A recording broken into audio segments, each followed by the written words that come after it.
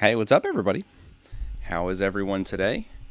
We're here. I think everything's functioning properly. The printer is printing away back there, making some little template things. Like I mentioned before, today is going to be kind of like not unrelated to 3D printing, but not like exclusively 3D printing stuff like the Tuesday streams are going to be. So today I'm kind of trying to get some stuff done that I have to get done, and we're also going to be just kind of like hanging out and stuff. So welcome. Hey Marcellus, hey Alex. What's up, guys? And as always, like I finally got everything set up, so this is also being streamed on Twitch, so if you have a platform preference, Twitch is available. And even though the Twitch chat isn't actually in the YouTube platform, it will be integrated into the stream itself, demonstrated thusly. Hopefully it works. Hopefully it worked, but yeah, what's up, guys? Joey, how are the E-steps going? I actually didn't get a chance to print anything else yesterday, but we have a print. I'm printing off a set of 4 of these little L template measurement tool things, so probably in, I don't know, 20 or 30 minutes, those will be done. So I'm just going to let them finish, and then we'll take a look at them. I know one of them's kind of going to be ugly anyway. Like, you know, sometimes you have oozing as the head does the calibration and stuff. I didn't run back over to the printer and catch it in time, so there's a little bit of schmutz on one of them.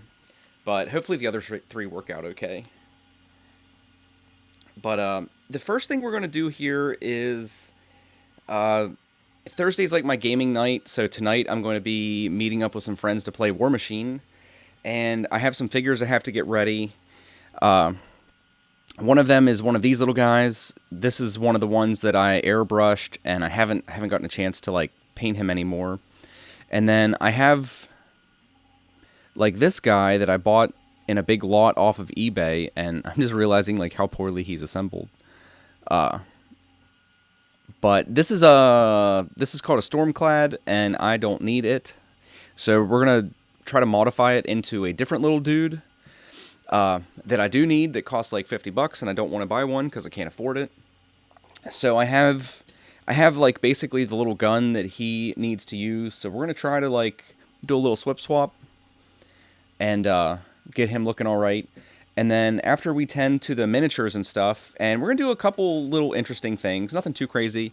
We're gonna make a cool little scenic base out of cork. We're gonna do some pinning. I don't know if you've ever seen that. We're gonna take this tiny little drill bit and some brass rod, and we're going to put some pins in this little dude so he's a little tougher and won't break apart. And then after that, we're going to start working on some of these dungeon tiles and getting them prepped and fitting together nicely and doing some finishing and stuff. So that's what's on the agenda for today. What's up? What's up, Carl and Bob? And can I just call you Aspie instead of 3D printing Aspie? But school time. Yeah, I'll be on here for, I would say 2.5 hours. Since we're not trying to accomplish like anything with our printer, it's probably not going to be a 5-hour stream. The 5-hour streams only happen when we try to do things that should take 15 minutes. And this stuff will take a little while, so it'll probably be short. If it goes like usual. And I got my cool little black gloves so I don't get shit all over my hands. And I found these, because we're going to be using a hobby knife and blades and stuff. And I found that these gloves actually help prevent cuts surprisingly well. You wouldn't think that like latex gloves would be all that resistant to a razor blade, but You like the?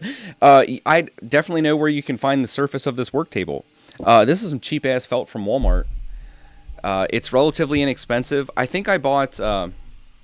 The reason I had all this felt was, I sell retro gaming stuff. Like I refurb it and resell it.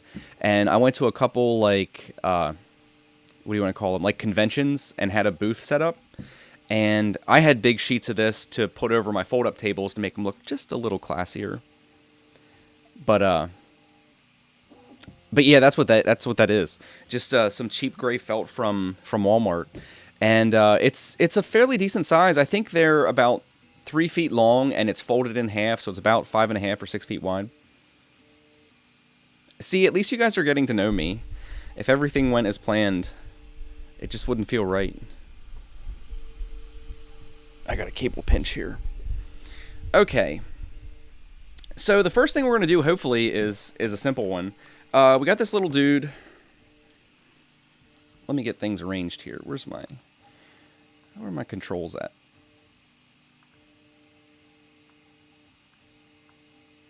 All right. I need this is like a 5x4 monitor.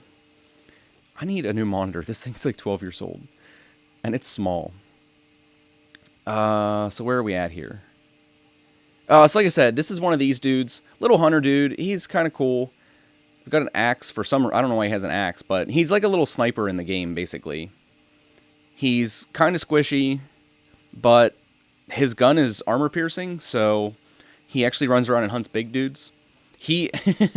This little guy runs around and hunts dudes like this big dude. It's kind of like his job. But we have one here. He's brand new. So we're going to throw it together. But the first thing we're going to do is make... Like, if you see this little guy, he has a cork base, and it's not painted yet. But using cork for bases makes your mini look kind of sweet. It elevates them a little bit, which kind of looks cool. And then... whenever you paint it up, it doesn't look like cork. Like, you can paint this to look like earth, like dirt, and then put some static grass on top. And... It's a really easy way, like it's not an advanced technique or anything, but it's a really easy way to make your dudes look kind of cool, right? So, painfully simple, right? So this is our base, so it's about this big. So you just kind of like eyeball what size of piece you want, and then we're just going to kind of like break it out. I'll try not to make crumbs everywhere. Right, so that's approximately maybe a tiny bit bigger than we actually want. And then we just kind of like break off pieces until we get a shape that kind of looks organic, but kind of looks cool. See, that's like a little too square for me, so we'll come in here and break some pieces off.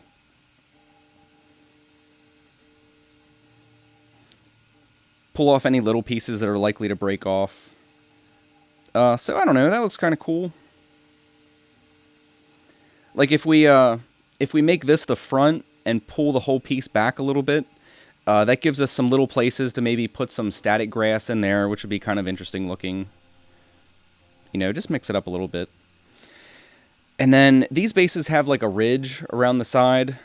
So I always take this and get it kind of where I want it and press against those ridges a little bit so we don't get like a curve on the top of this.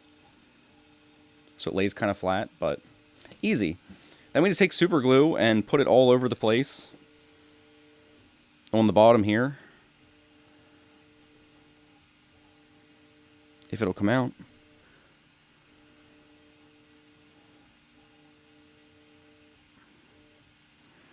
Get out of here, damn it.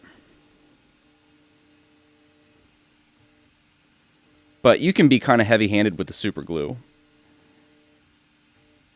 Kind of the more the merrier.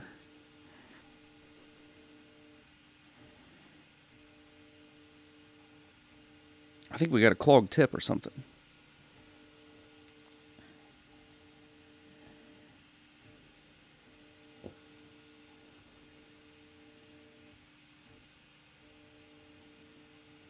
Damn it, how am I having problems with this bottle already? It's like a brand new bottle. But anyway, then you just kind of put it where you want it.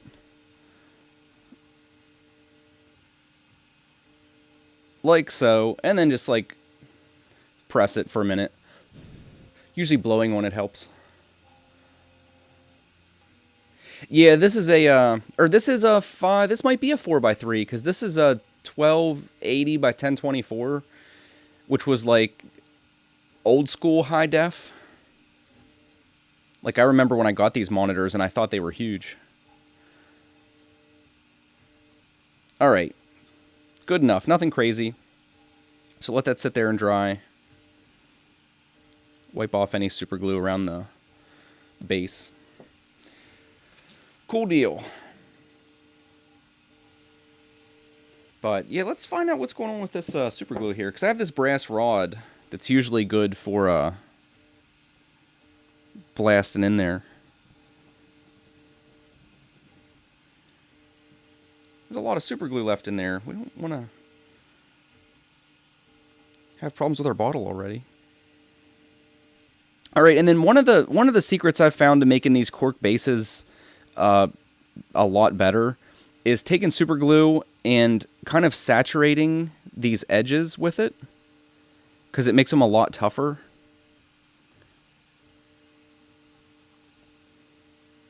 And like after you paint this, it makes it a lot less likely that you're going to brush up against it and have little like pieces of this stuff crumble off and make your paint job look terrible.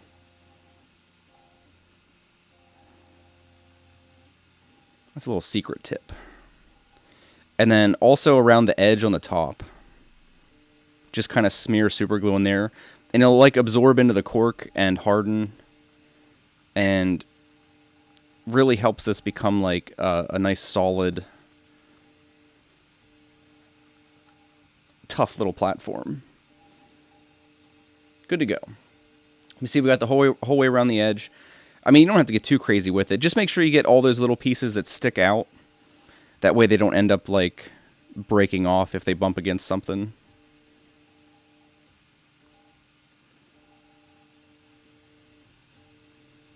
Alright, good enough. So we'll let that sit there and dry.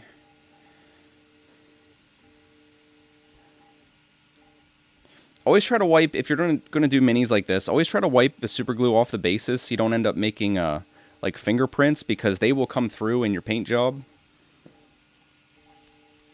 And we have super glue all over the place. You found that super glue is good for gluing your fingers together. It's pretty fantastic for that. I don't want to admit to doing it too many times, but there have been a time or two where I had to cut my fingers apart. It has happened. Alright, so the other thing we're going to do... Well, I guess we should throw this guy together. And this is a cool miniature. Like I said, it's this dude. And I like metal minis. Like, obviously, I didn't 3D print this. This is pewter. I like metal minis, but guys like this, one of the problems with them is that it's a single pose. So, like, if we would assemble this to look exactly like that guy, it's going to look kind of weird. You know what I mean? If they're both like, posed exactly the same way. So we're going to try to mix it up a little bit. And one thing we're also going to do is cut this... if you saw on the underside, these bases have a slot in them. And the idea is that you put this... this thing in that slot, and that's how you mount them to the base. That's for amateurs. So we're going to chop this off. Completely off his foot. And we'll clean it up and get the bottom of his foot nice and flat. Now, normally this would be a bad idea.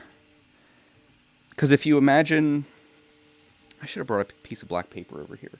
Why don't I do that before we get too far? So I don't make a mess on my felt. So we'll set all our stuff over here to the side. Get all our pieces of our little dude cleaned up. Toss our glue in there.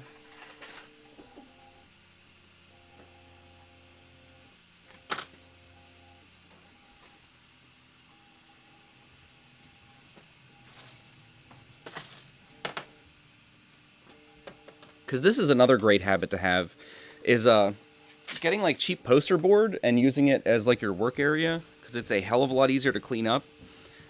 And like us doing the little we did already, like if you're gonna have felt on your table, stuff sticks to it like crazy. All right, let's grab a piece here.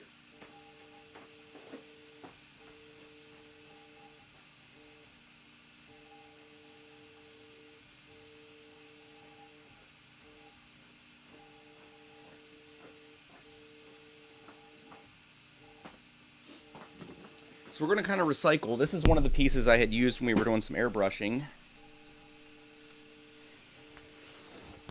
We'll use the other side. We'll pull the sticker off.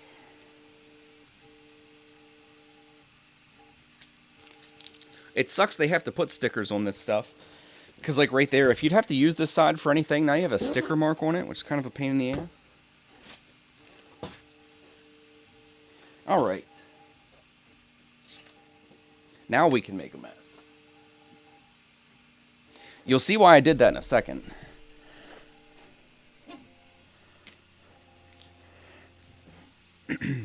Alright. No Dremel. No, this... We might use one today, but this stuff specifically is a little too delicate for the Dremel. I don't want to be putting holes, like, completely through stuff.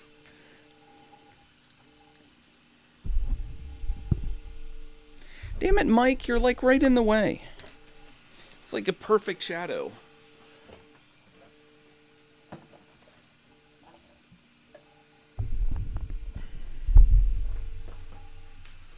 Alright, that's a little bit better.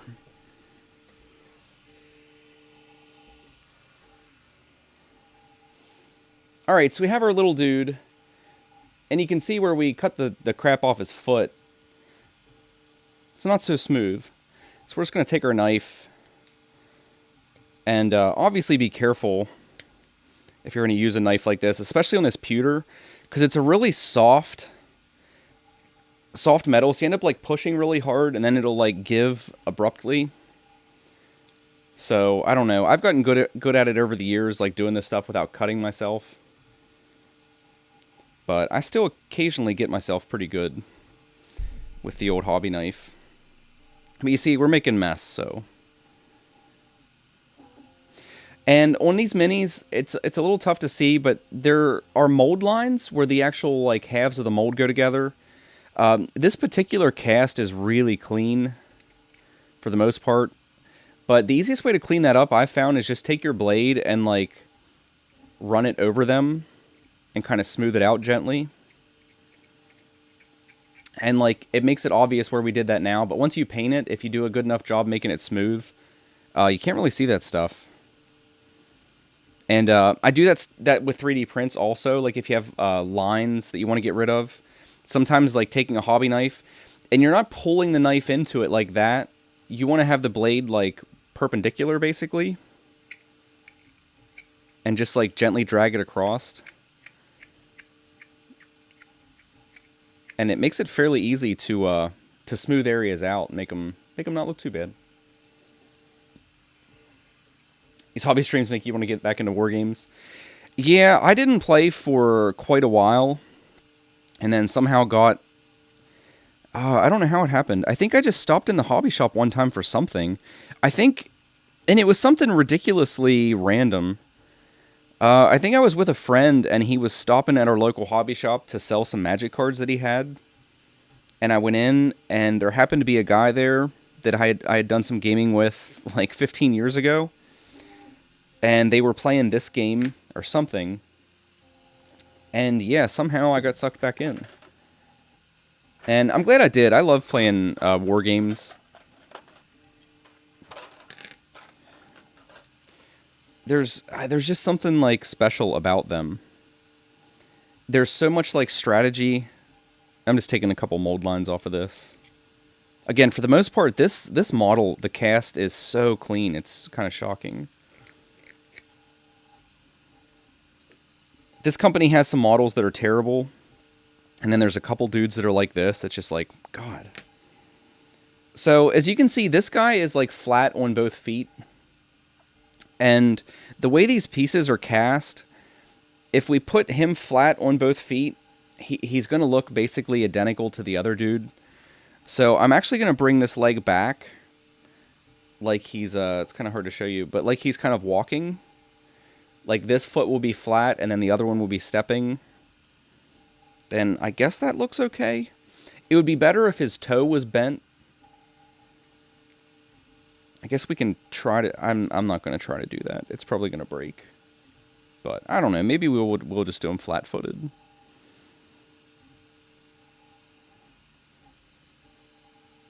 Yeah, we'll just do him flat-footed. Whatever. Just going to put a little glue in here.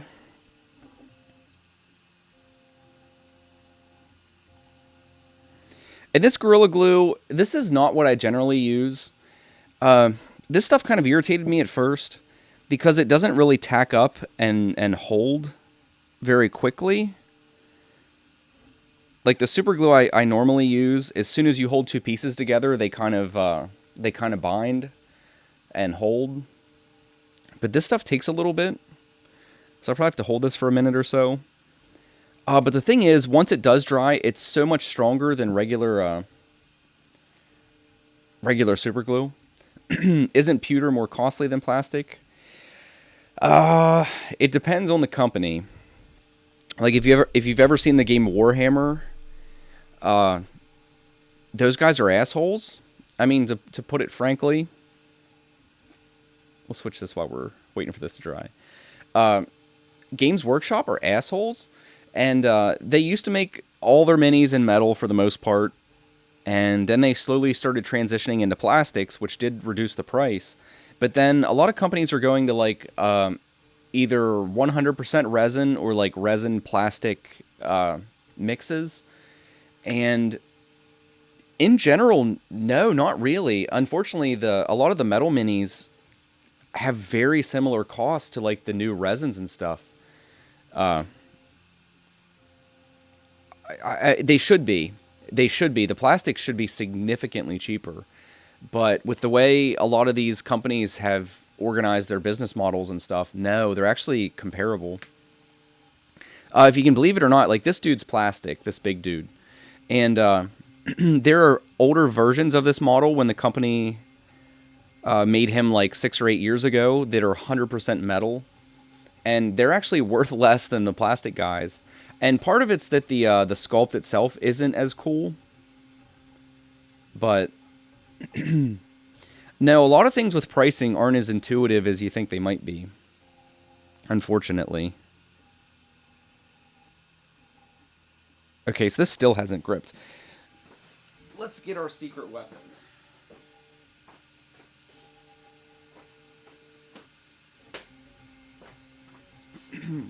So this stuff, it's funny, this bottle's probably like 12 years old. This stuff is called Accelerator on the bottle. In the hobby, we always call it Kicker. It used to be called Kicker. I know you can't really see the label.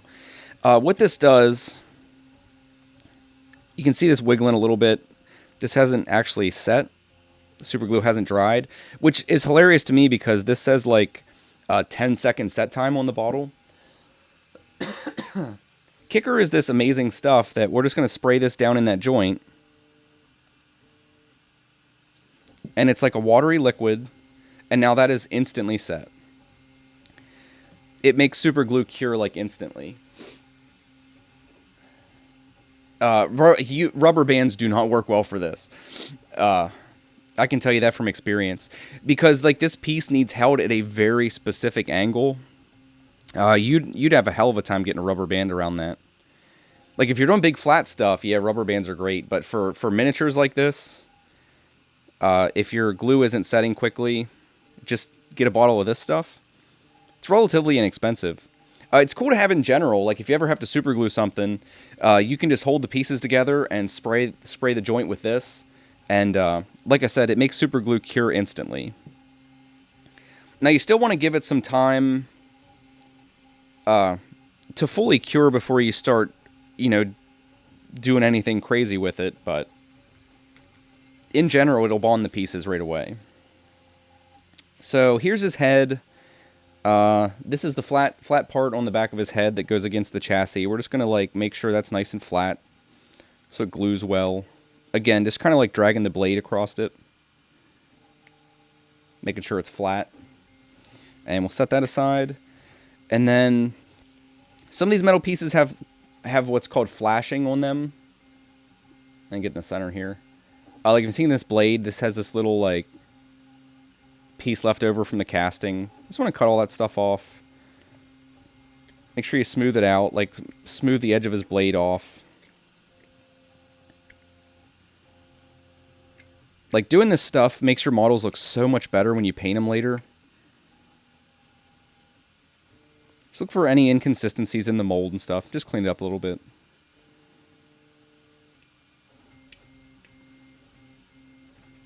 This is a very well designed model. The mold lines are all hidden pretty well. But if you've never seen how miniatures like this are molded, it is cool to look up if you just, like, Google it.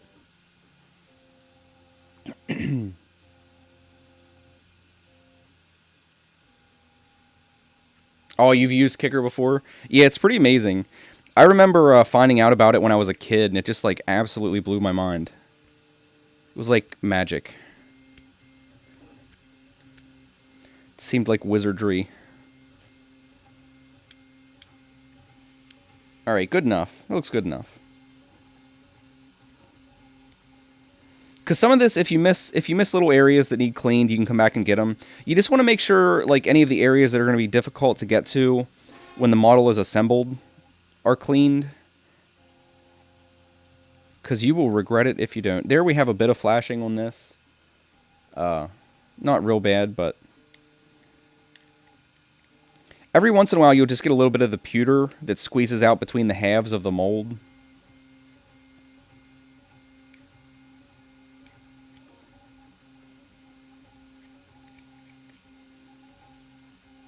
Again, not too bad. This is a clean model. Some of their models are terrible. Like, I have some plastics from their older lines, and some of their plastics are really bad from when the company was new. They are not fun to clean up. Like this guy, this is a relatively, not a big model, but not a small one either. And we might have, what, 4 or 5 minutes in cleaning it up. And then I have boxes of little guys, or little infantry guys, that you probably spend that much time per guy, and they still kind of look like shit. Just because the molds aren't clean. And this is his gun. Another thing is to, like, take your gun barrels and make sure they're straight. Like, if you ever see models that have, like, a gun barrel or something, or a sword that's supposed to be straight, it will look dumb as shit. I think is the technical term. It will look dumb as shit if it's curved. Alright, so I think we're pretty cleaned up. And again, I have my my other guys sitting here because we want to make these guys look different. We don't want them to be posed the same way. So we're not doing anything crazy, but we're just going to have his axe at a slightly different angle.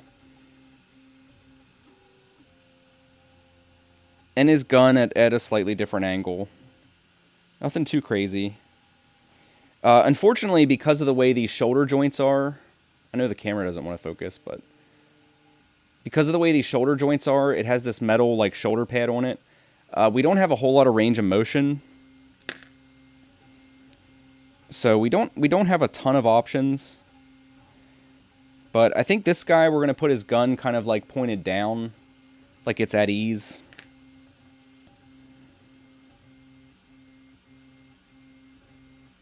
Because the other dude has his gun kind of leveled, like he's getting ready to shoot it, maybe.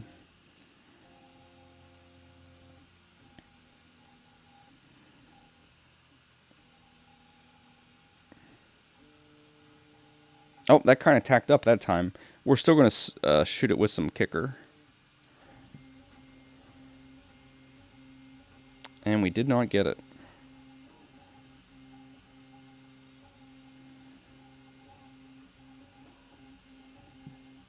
Alright, good enough. But you see, it just kind of has his gun, like, I don't know, hanging at his side. Just chilling. And then his axe, we're just going to kind of throw some glue in there and position it. Since this glue doesn't dry fast, we have a little bit of time.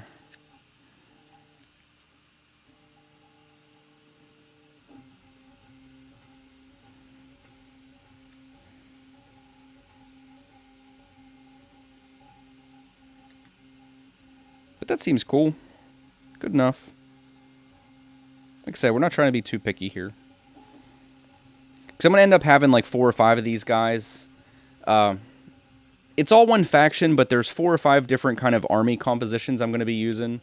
So, as long as these guys all don't look exactly the same, and we'll do a little tiny bit of variation with the painting to make them look even a little more different.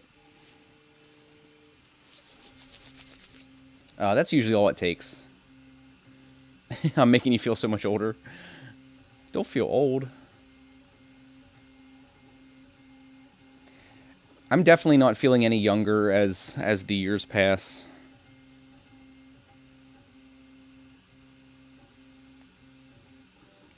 Alright, so we're going to try to position the head in here. And unfortunately, we don't have a whole lot of options as exactly to how to mount this exactly. I think we're going to... I don't know if the autofocus is bothering anybody, but I think I'm going to turn that off. Which camera is it? It's the other camera.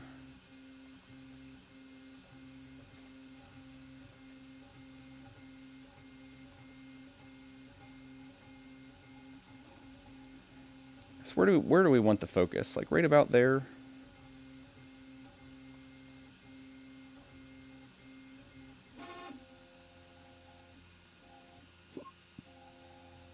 Right about there seemed cool.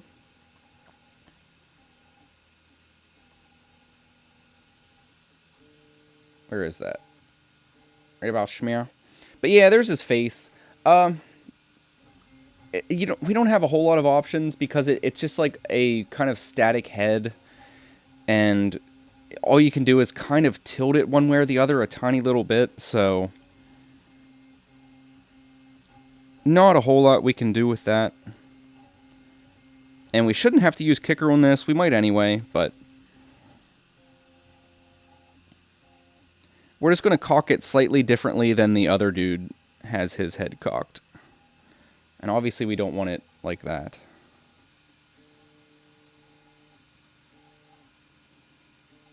But maybe have him look into the side a little bit. Nope, I guess we really can't. The way that nests in there, yeah, it kind of only can go in a single position, so 'tis what it is. But cool little dude. And I got this guy really cheap. I don't buy any of these figures new. This guy was new. He was in the package. Like, he was still in his retail packaging. But I actually bought this off of eBay in an auction. That's where I buy all my gaming minis. I don't buy anything new at all. So we have him here, and we're going to try not to, like, put pressure on his arms or anything, because that still needs to cure a little bit. But now what we're going to do is kind of mate him to his base, right? And just checking, it kind of looks like his feet are close to sitting flat on the base. You see we have a little bit of wobbly there, so we're going to bend his toe a little bit to try and get the best contact we can with the base. We're actually not going to need it for like the strength of the glue, but we don't want him to look stupid. Little things like that really start to compound and make your dudes look dumb. So now I'm going to try to get a hold of this without putting any pressure on any of the glued pieces. But now what we're going to do is pin him. And this is a step that a lot of guys skip.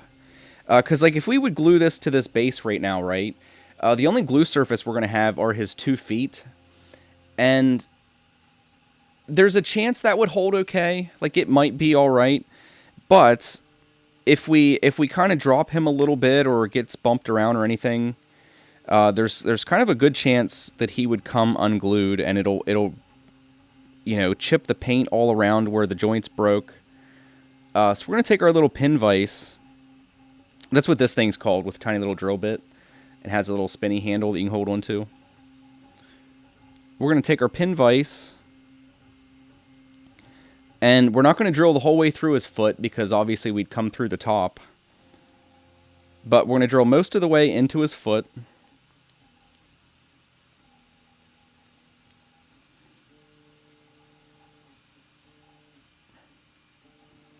I have accidentally drilled through pieces before, so don't feel too bad if you do that.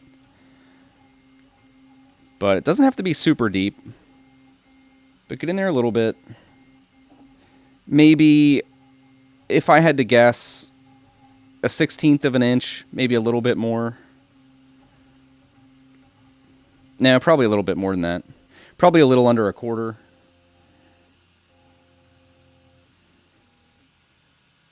That seems good enough. And what we're going to do is I'm going to put a dab of glue in that hole now.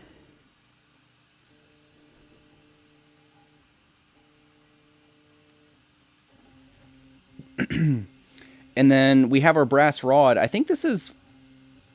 I want to say 5/30 seconds. I don't actually know. And we're going to stick that in that hole. And you see we've got a nice brass pin. Like, obviously this is way too long. But what we're going to do now is we can take our base, and we have an idea of like how far we want this pin to go in. So I'm going to cut it off at, I don't know, right about there. So it's going to go the whole way through the cork and then down into like the actual plastic a little bit. See what I mean? It's maybe in the plastic like 1/8 of an inch or a little bit more. Hey, what's up, Marky Mark? From Oz the prison, or like Oz as in Australia? Because those are two very different places.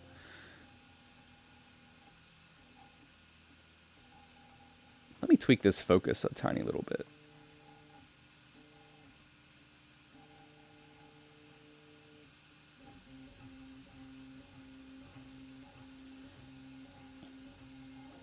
It's kind of tough to get the focus right here.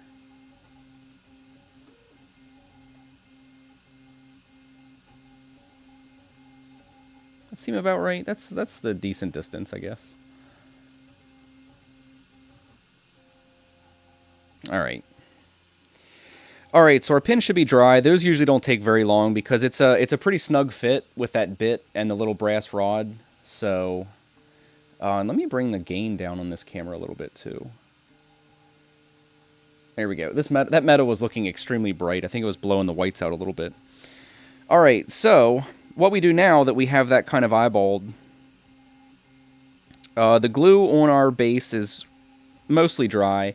You can see we have a little bit of fuzz from our felt here, but we can clean that off later. We're going to approximately position. Remember we said we want that kind of these indents here towards the front. So we're going to kind of position him. And one of the biggest things is you want to make sure like the mass of the model is centered on the base. Like, I know it's a little bit hard to see, but you know what I mean? You don't want... I mean, you can do whatever you want, but I've seen guys that, like, they'll mount their figures kind of offset, and they just kind of look stupid to me.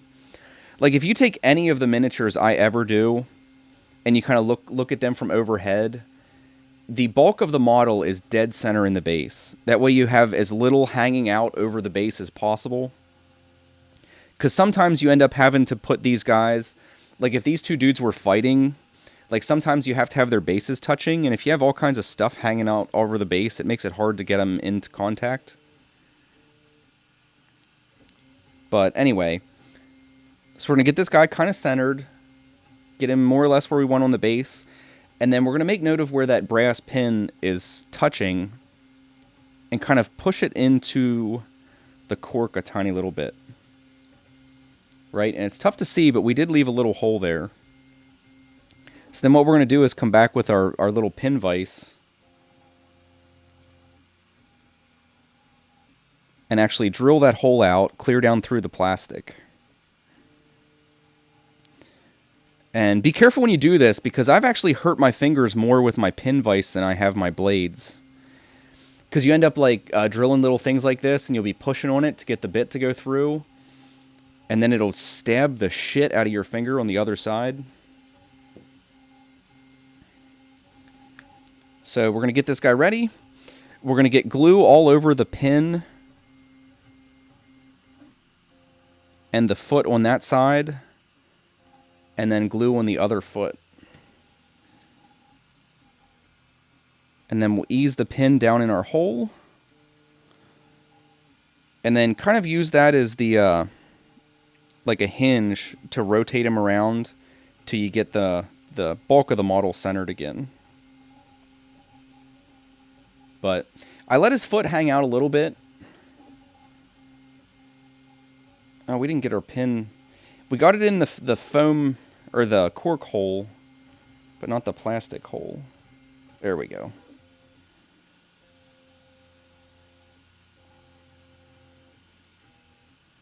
Ooh.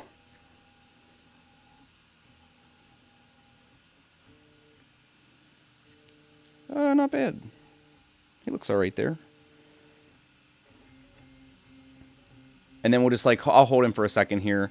I guess we can use the kicker. His foot's not as flat as I would like it, but it's not bad. But yeah, that's how you do cool little kind of scenic, not like super scenic, but cool little bases for your dudes. And it just makes them so much more interesting than if we would have just glued him to the base normally. I actually don't like how he's positioned. Shit. I don't like how he's positioned. We're going to cut that foot loose. I don't like that at all. I think we're going to drill a new hole for the... Yeah, I don't like how he's sitting on that base. So we're going to cut the glue off the feet. So we get to bare metal again. Clean up that pin. See, I shouldn't have used kicker there for that very reason, because it makes it tough to go back and change things like that. Yeah, I don't like how he was sitting on there. Actually, he was kind of off-center. So we're going to move that back. That front foot's coming back about 1/4 inch. And I think that looks better. I was forgetting that his whole stance is kind of cocked.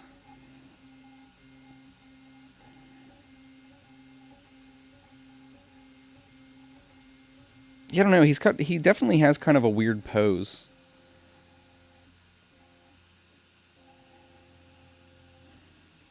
So I guess I kind of like that a little bit more. That looks a little more natural. He was a little too far forward on the base.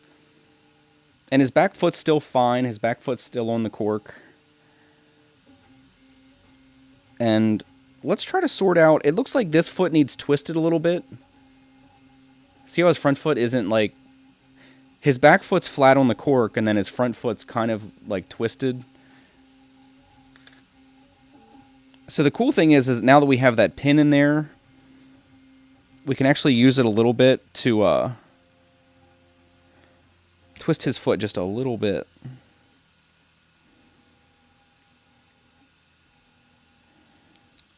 And then it needs to go this way a touch.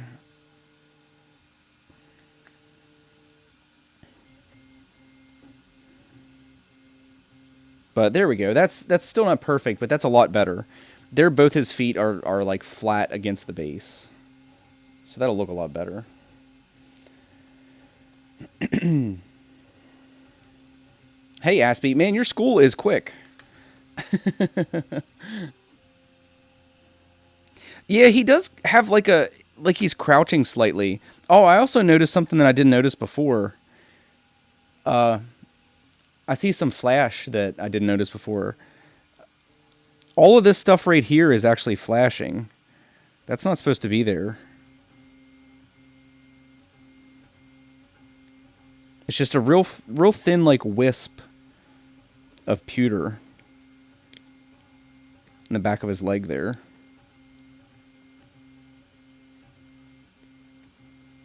And like I'm kind of picky about models. Like I'm probably pickier than I should be, but like stuff like that, like if I would have painted him without noticing that, that would have looked stupid. Because as soon as you paint things, it becomes more evident what is what.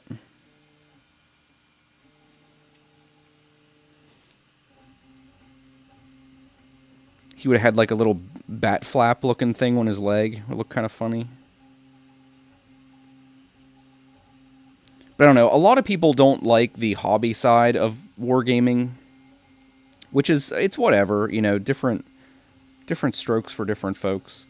We need to drill this hole out, actually. Oh, it looks like our hole lines up with the slot there, so this one will be easy.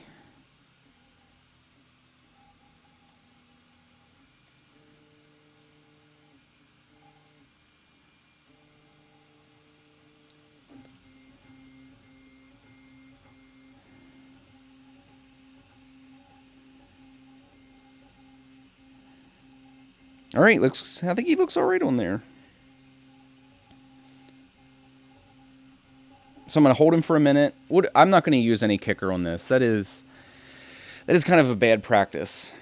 There's some places where that works okay, but I don't think gluing to the base, because kicker can make glue a little bit more brittle than it would be normally, because you're kind of like flash curing it.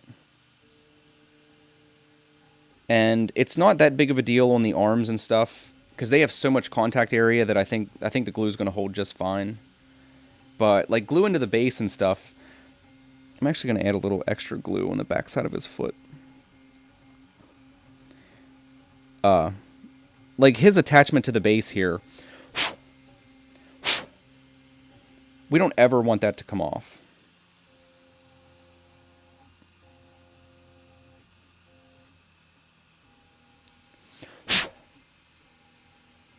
That's an old school trick too.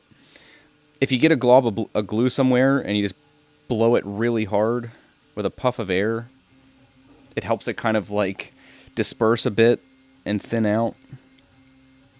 So you're not left with like a visible blob after everything dries.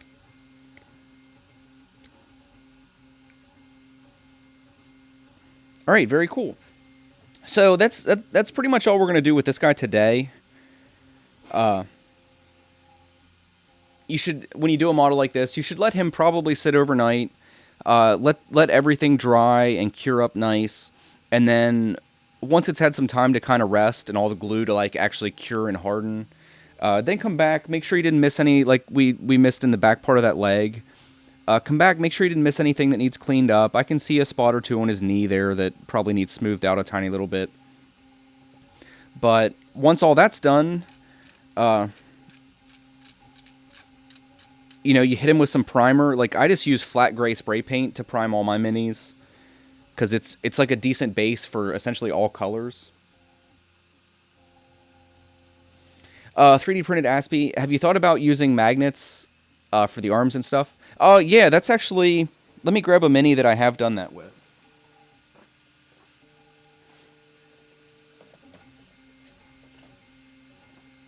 Like, ignore the paint job on this guy. I just threw some paint on him.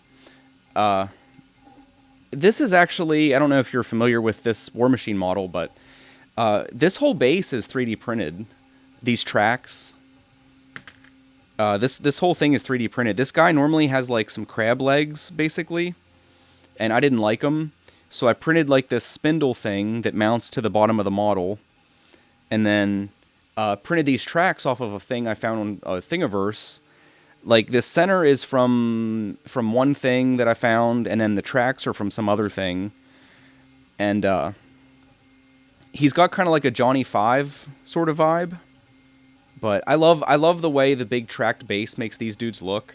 They look so much more badass than they do with like the crab legs. But anyway, yeah. See, this is related to 3D printing. But this isn't like a super high resolution print. You can see there are some layer lines and stuff. But I think this is like 6 or 8 pieces, and you kind of glue them together. Super cool little modification of this dude. But this guy is all magnetized, and like I said, ignore the paint job. I was just like testing my airbrush and stuff with this guy. Looks terrible. But this guy's all magnetized. Like Aspie was saying, because this guy has like several different arms and stuff, so you just have to like drill it out. We'll probably do that someday on here on a Thursday. Same with his gun.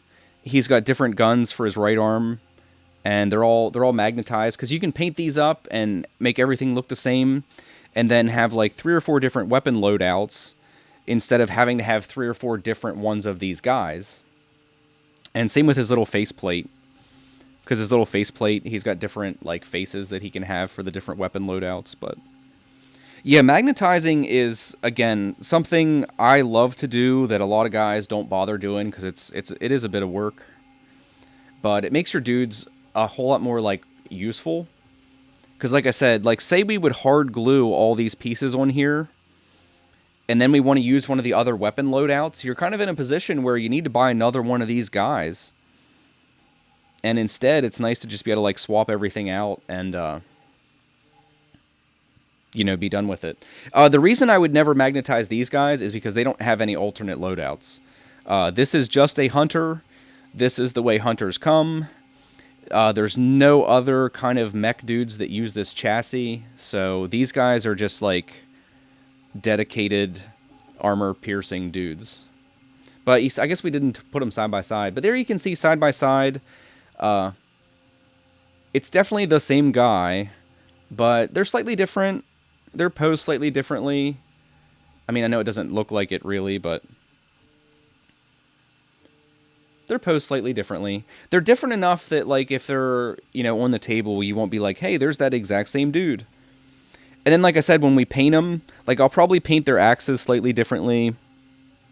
There will be some weathering on their guns that'll be a little bit different. Like, you know how guns, like, they start to discolor towards the tips and stuff? Which isn't, that's not what this is. This is just, like, overspray from the base coat of this orange, but no, good enough. So, we're done with the Hunter. Cool little scenic base.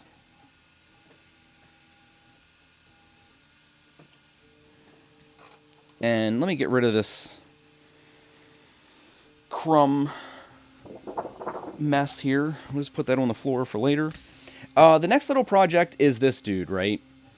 So this is called a storm clad, and he's got a sword and a shield, and his sword does look cool. And I didn't paint this. This was part of like a lot I bought off of eBay. And it's not assembled terribly, but there's some things like this little triangle piece on his head that's not sitting in there right. And his head's kind of at a weird angle that's like too far to the side, and you can kind of see the ball joint that his head sits in, which is kind of stupid. So we're going to try to break him apart a little bit and fix some of this.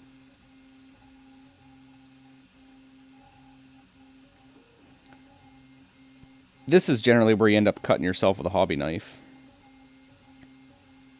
Most of the times I do, it's when I'm trying to, like, break pieces apart. Because you're getting in there and using, like, a fair amount of force. I don't think his head's going to break off. Damn it. That's kind of disappointing. I don't know if I'll be able to get that top piece off either. Because that really needs fixed. That's not sitting in there right.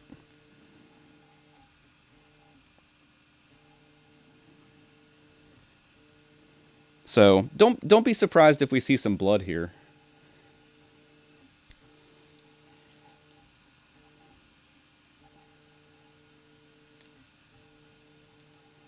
Oh, it's just glued in there too good.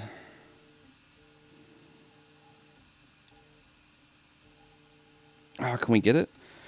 The problem with the plastic is sometimes you'll get, like, I don't think most of this is glued all that well. But I think the other side of it...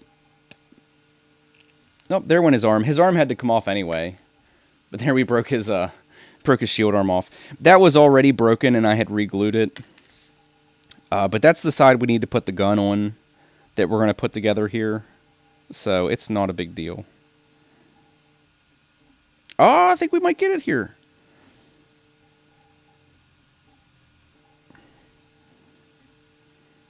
Yeah. All right, we got it off. Because that wasn't sitting, I don't know if you could see, but it wasn't sitting as far back in this little slot as it should be. So there was like a huge gap against that back edge, which looks terrible. So we're just going to clean this up here.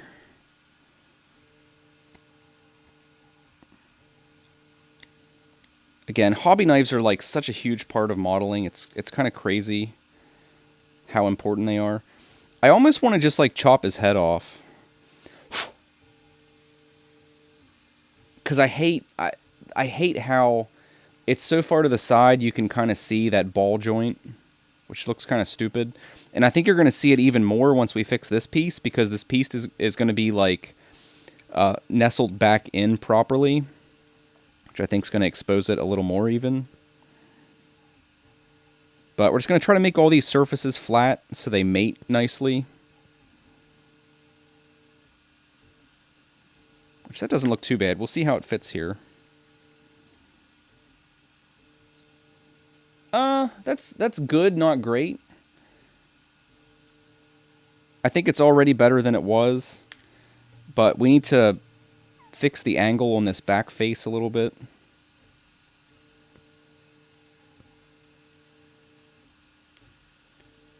So this can get a little farther back in there. But just little things, like, I don't know who said that earlier, like finishing is everything. Little things like that just make such a huge difference when the model's finished.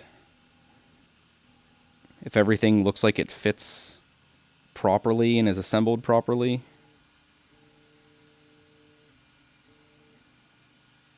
Alright, let's shave a bit off of this piece.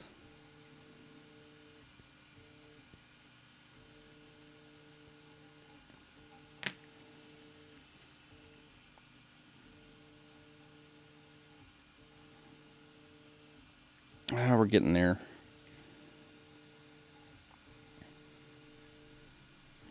Pieces like this are a little tougher, where you have like two angled faces that have to meet properly. And it's kind of tough to eyeball them. Just end up doing like a million test fits.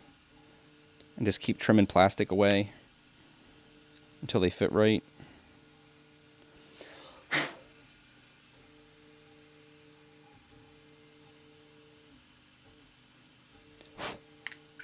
Some people use files for this. It probably is better to use a file in a situation like this, because it's a little more controlled than using a blade. Like, it's easy to get a little carried away with a blade. But I've always used a knife. Just a habit. Yeah, time to... This is probably where somebody's going to start, like, telling me to get the Dremel out. Dremel that shit, bro! I don't know, I'm kind of happy with that. It's not perfect, but at the same time, I don't really want to spend a whole bunch of time on it. Because this is a guy... Some of these I have, like, extras of. And like I said, we're kind of converting this into a different chassis than it's supposed to be. So if I ever get the actual model for the Dynamo, it's called, I'll probably end up selling this. I'll convert it back to the Stormclad. I'll break the gun and stuff we're gonna put on it off, and throw his sword and shield back on. Actually, let me put the glue on this, so I don't have glue on this little piece. And we're going to go a little on the heavy side with glue here, because it'll help fill some of those gaps. I got a little too much in there.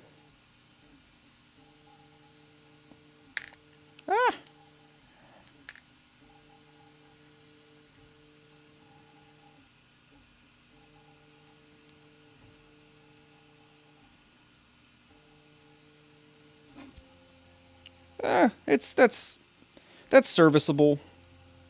It's not perfect, but we did improve like the fit there.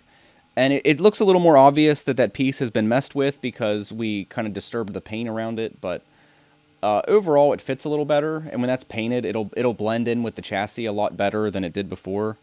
Because we had a pretty big, like, 1/16 of an inch gap up here, and now Now there's essentially none. So, improvement number 1. I wish we could fix that head. I don't think I have another head I could replace it with. So I don't want to screw it up. So we'll leave it be, as much as I hate to. Since he's looking over that way, we can kind of have the gun pointing the same way his face is. Make it look a little less weird. But anyway, the gun is going to go here. So we're going to clean up that surface there and make it flat. The gun has a little stud on it, so we're probably going to drill this out to make a nice little hole for that gun to sit in. This is, like somebody mentioned, magnetizing models. We could actually magnetize this, which would allow me to use it as a storm clad or the dynamo, which probably wouldn't be a bad idea, but we're just going to glue it. So here's the little sprue. Kind of a funny word. Here's the little sprue that has the gun on it. And actually I have 2 of these, which is kind of nice, because if we screw this up, we have a fallback. But when you're taking pieces off of the sprue, I remember when I was younger, like, I just would have twisted this thing and make all these, like, contact points where it's molded, like, break. Don't do that. Don't do that. Because that can screw your pieces up. So we're going to actually cut these. These are side cutters, and if you notice the teeth don't line up perfectly, but the underside of them is flat. I know it's a little hard to see. Like, they leave a flat edge on one side, and these are really important to have for doing stuff like this, because there, when we go in and cut this, that face against the model is going to be flat now, instead of having like a shitty little point on it like a normal set of cutters would leave you. So there's the 2 halves of the gun. Here are the 2 little electrical coil things. This is basically like an electric gun that almost literally shoots lightning. So there's those 2 little things. And I think that's it. We do have these little doodads here. I guess we can go ahead and cut them out and get them cleaned up. And then it looks like this is the kind of tip of the gun. Little piece there. And we're going to kind of do the same thing we did with the metal guy. Like, we have the little spot there where this was attached to the plastic frame. We're just going to kind of carefully come in here with a blade and smooth that up, so it doesn't look horrible when we go back to paint this later.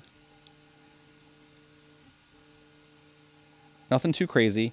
And same with all the little, like, the plastics have the same mold lines that, like, the metals do, where you can see where, like, the 2 halves of this mold came together. And there we have the other little contact point where it attached to that sprue.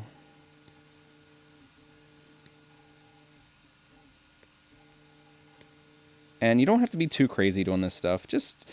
It just really pays to take a few extra minutes and clean this stuff up. Because if you ever see models where guys just kind of break this stuff apart and glue it together, they look terrible.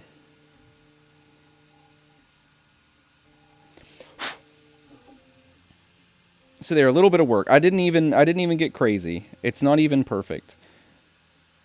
But it looks significantly better than if we would have left that little knob on there. So we'll set that piece aside. We'll get our little electric coils here.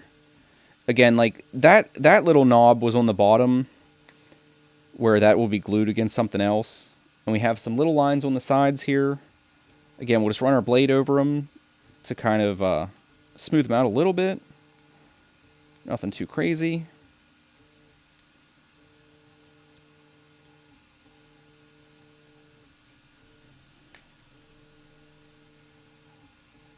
And like I said, a lot of these techniques are going to carry directly over to cleaning 3D prints.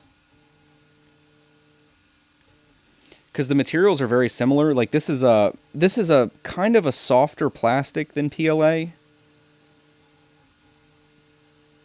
but it's still similar.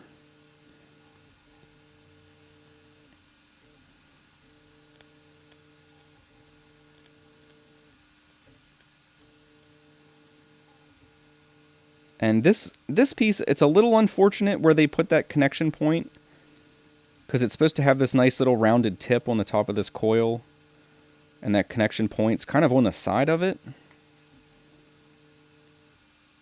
Makes it a little tougher to clean up. So does anybody here that's in chat do like miniature gaming of any kind? Like, surely I'm not the only one. I can't be the only dude here, right?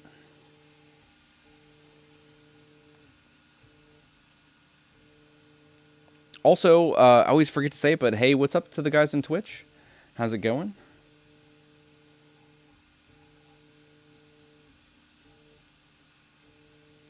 Bob, yeah, that's the way some people do it. I've never really liked doing that, and there's no particular reason. Like, I know it's personal preference. I mean, if I was really trying to make this guy look sweet, I would probably like break all these pieces off and assemble this gun and then paint it separately. But like, go ahead and assemble the gun, but then paint the gun separately before I actually attached it to the guy. But anymore, like, I'm not great at painting, but I'm good enough now that I can get decent results while still like cutting some corners and saving some time. Because I'm not like entering into any painting competitions or anything. I just want my stuff to look good on the table.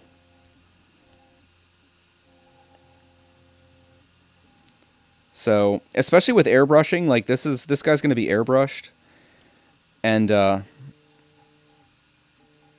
haven't done a ton of airbrushing, obviously. I've only had like a couple sessions, but I can tell already that touching up things you've airbrushed is really, really hard.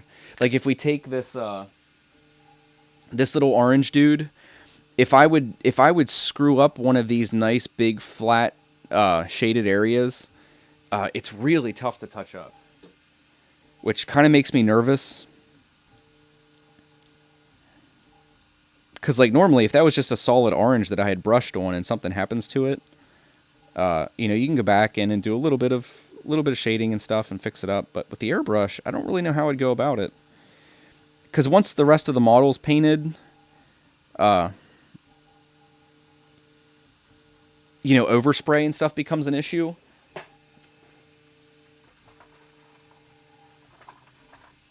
So you see, after a little bit, like, we get all this fuzz everywhere. All these little shavings from the plastic. So that's what I like this cheap little brush for. It helps get them off of there. Alright, so we got our two little pieces cleaned. We have one more little piece, and then we'll start cleaning the body of the gun itself.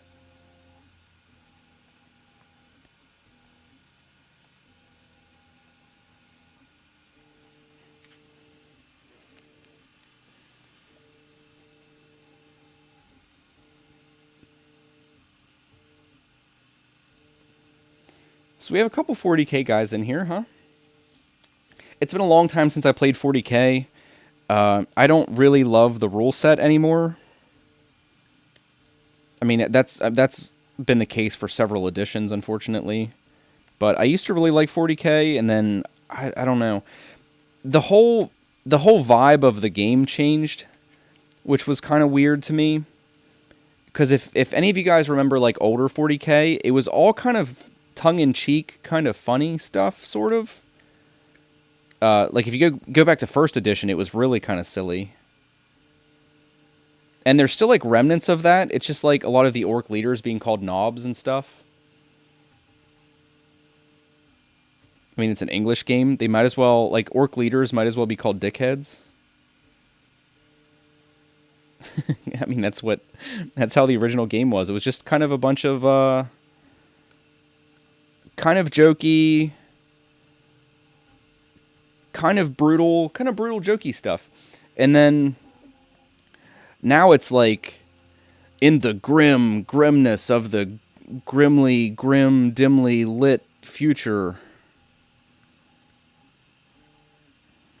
Like, I have a friend, my friend says all kinds of weird shit, but he says Poe face, like Edgar Allan Poe, like super serial face. But he says 40K is very Poe faced anymore. And I agree. It's just like so, they try to make it so gritty and realistic, and which is fine. It's just weird to me as like an older, I'm not that old, but you know what I mean? A player of the old game. It's just, I can't help but kind of chuckle about how serious they try to make it.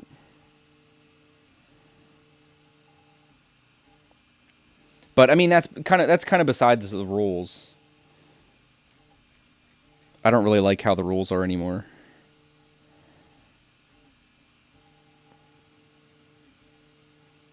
But no, I was a big Warhammer Fantasy player.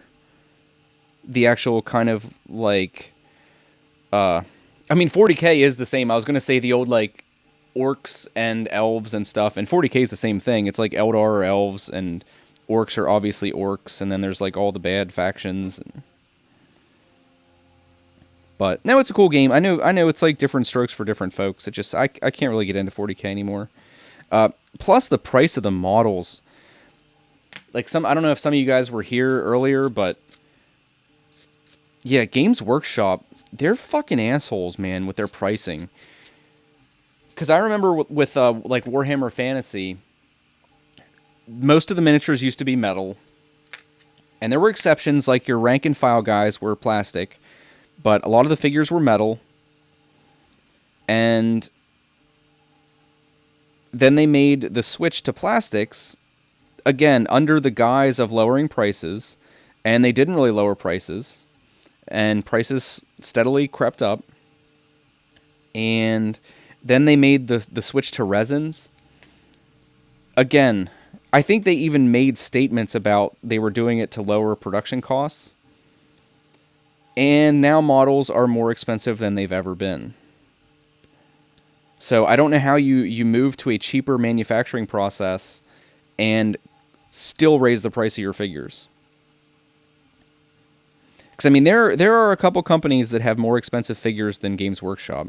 And you can't really deny that Games Workshop has some of the best sculpts in miniature gaming currently. I mean, their figures look amazing. They are fantastic. But their pricing, oh my god.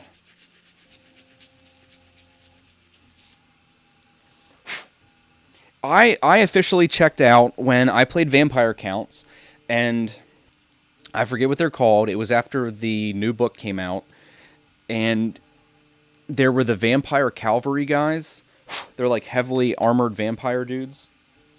And I don't think it's Blood Knights. It was something else. But for 5 cavalry guys, it was $95 or $97.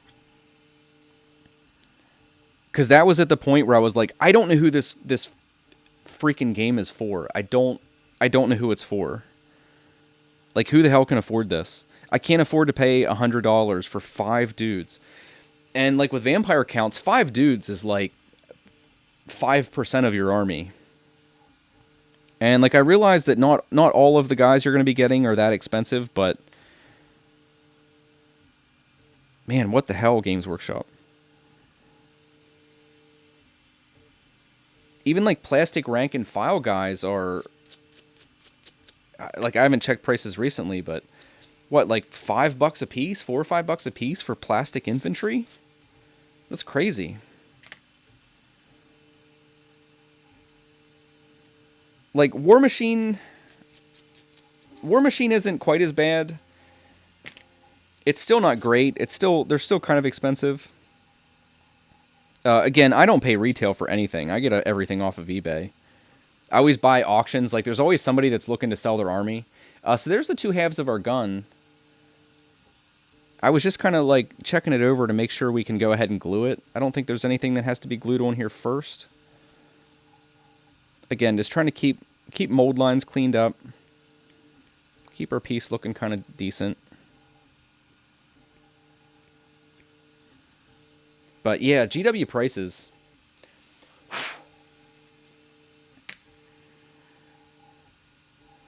And then on top of it, like, I don't know if any of you guys played when they moved to Finecast. The Finecast models were terrible. Their resin was so shitty that they were using.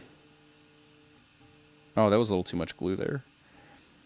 So we're going to glue this and make sure we get not a ton of glue. We don't want it to be squishing out when we put this together, but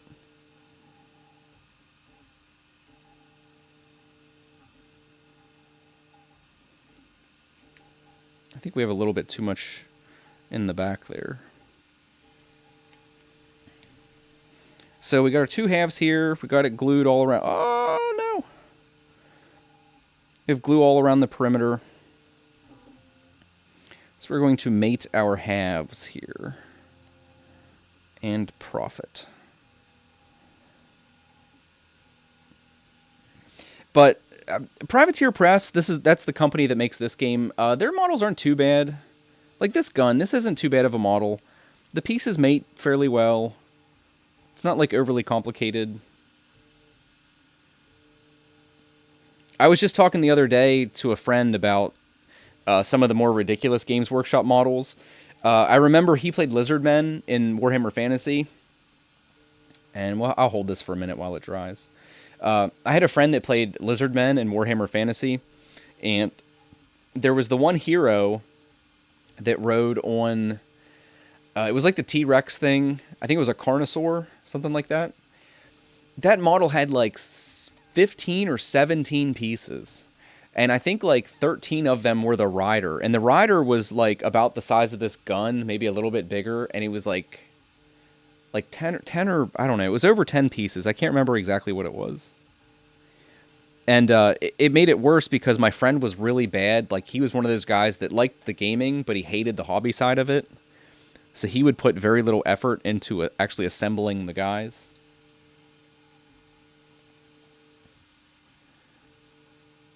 But it was kind of funny to see his just horrendous looking rider on the Carnosaur, because the rider wouldn't actually sit down on the mount. Like, there was about a half-inch gap between like the ass of the rider and the back of the dinosaur thing, and it just looked ridiculous. So this actually dried pretty quick, so we'll go ahead and move along. You can see we have two flat spots here, and I assume that's where our little coil things go. And a trick is, like, if we have this little kind of, it's not terrible, but we have that little ugly spot on there, we're going to put that down. Like, if the gun's going to be oriented like this, we're going to put that in a way that kind of helps hide it a little bit.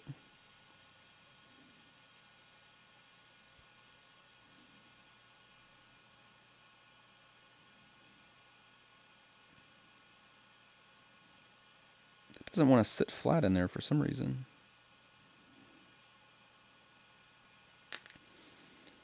We're going to have to cut this a little bit here. The kind of circle flat area is a little bit smaller than the actual circle that's supposed to fit in it. There we go, that fixed it. Let's just dab a little glue in here, nothing crazy for these little pieces. And we got too much. Tip's kind of big on this glue thing.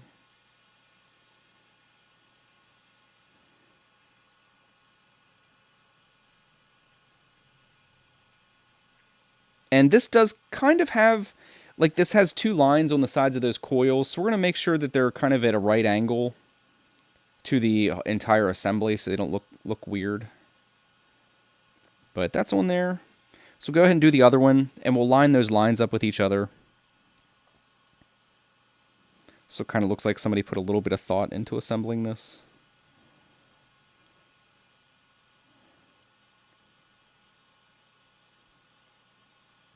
Got a little more glue in there than I would have liked, but we used the blow method.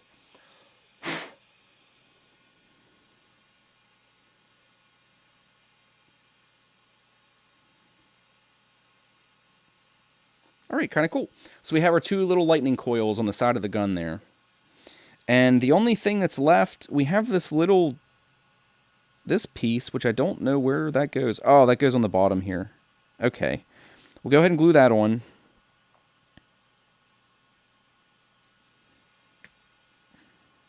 That just kind of sticks in the slot down here for some reason. I guess it adds a little more detail. Alright, cool little gun assembly. And then we have the tip. And again, we're going to find the spot of the 2 that we cleaned up that looks the worst, and we're going to orient it down so it hides it a little bit. So it looks like we cleaned that one up the best, so we're going to put the ugly one down.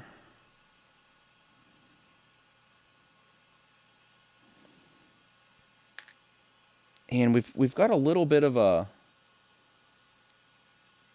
spot there that we need to clean up. See, there's a little bit of ugliness right there that's not laying flat.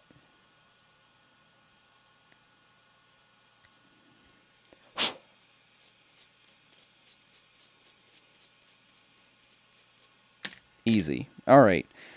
So put a little glue in the tip.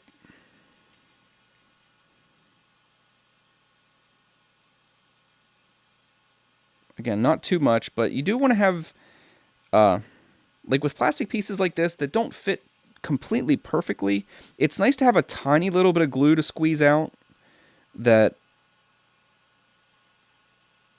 you know, helps you fill those gaps just a tiny little bit.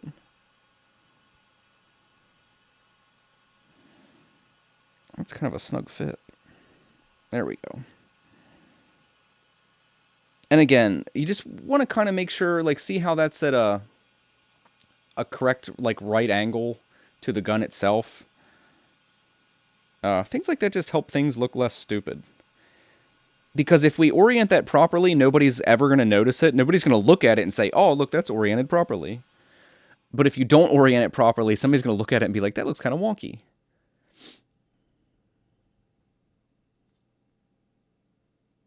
You've been testing scans on your old vintage GW? That's kind of cool.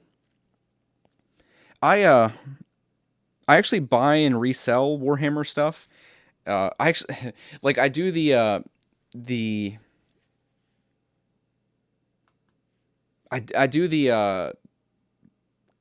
retro consoles and stuff, but I actually make way more money buying and selling Warhammer stuff. I haven't actually bought any in a little while.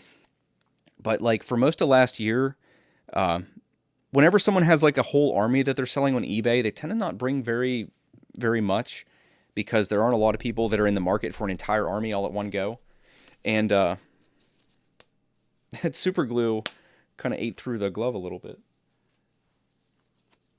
But, yeah, I buy entire armies and then piece them out. Like, I strip all the models and clean them up, fix anything that needs repaired, and then reassemble them, put them on their bases, prime them, and resell them.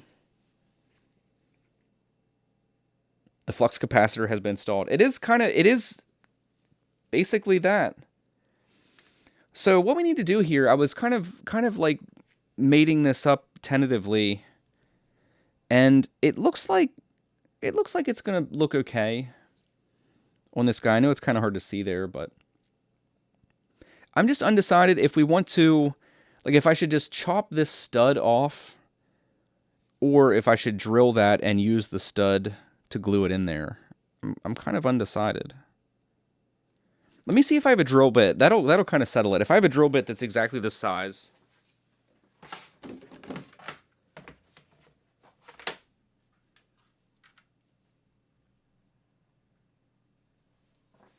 Okay, so I do.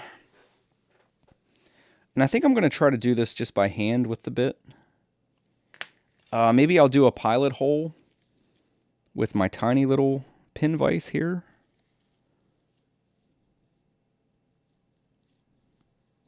So I can try to get it centered.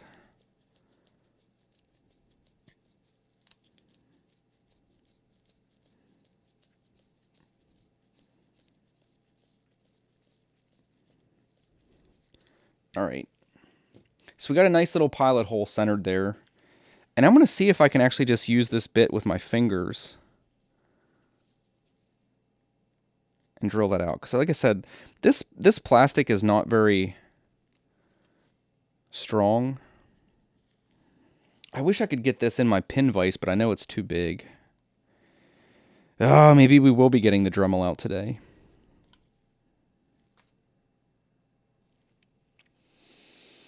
I think it might be Dremel time, fellas. Or ladies and gentlemen.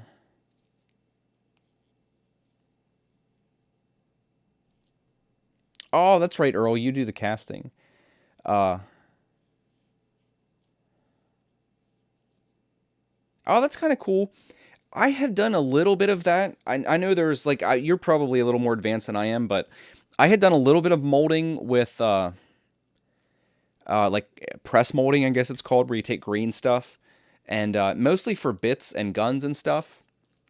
There's like anybody that's never seen it, it's called green stuff. It's like a 2-part kind of modeling epoxy putty stuff. And you could actually take, like, say we had this gun, like, especially before we glued it all together and we had the 2 halves, you could say take one of the halves and press it into that modeling putty, and it would make a relatively decent mold of it. And then you could take more of the green stuff and press it into the mold and make yourself little copies of the pieces. And some stuff was easier to do than others, but I definitely made a bunch of stuff for some of my 40K armies doing that. But yeah, Earl, there are definitely some GW models you could make bank on if you'd want to recast some of them. Like some things that come to mind are anybody that remembers Mordheim. There are some Mordheim figures that are worth 50, 60, 70 bucks for little pewter dude. So I do have the Dremel right here. And we'll use, I have the little whip. And if anybody needs a Dremel, holy shit, this thing is amazing. This is a WEN. I got it on Amazon for $19, and it includes, like, the little remote whip thing. That's crazy. That's freaking crazy, man. I forget how to do this. How do you do this? So I know we have to unscrew this thing, right?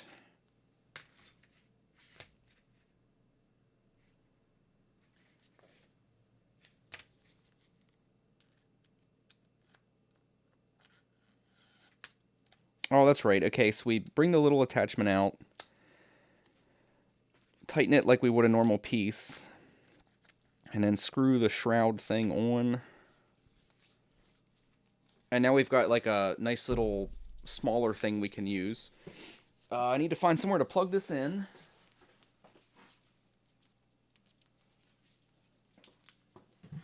Might take me a second to find a little place. Our little pieces are done back there, but there's definitely something that's not ideal about them. Let me come over to the other side of the table and get this plugged in. I'm glad that didn't fall off completely.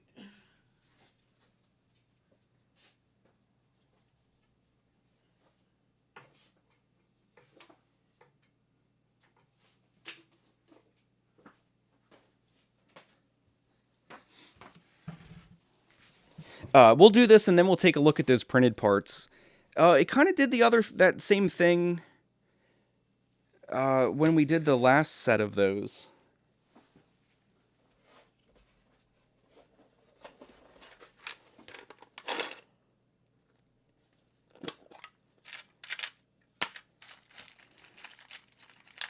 So we have our little, damn it, quit falling. We have our little thing here, and it's kind of weird how you have to chuck this in, right? So you have to put this little key in there to stop the rotation. And hopefully this will hold this bit.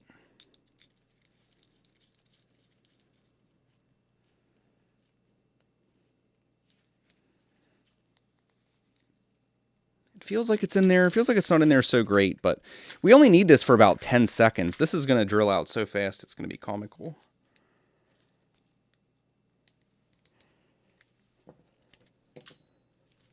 All right, did we work?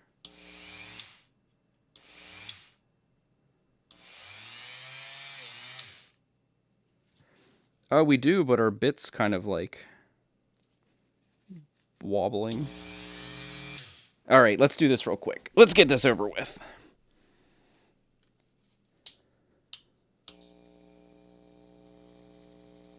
You can see our bit. Our bit has a little bit of a wobble.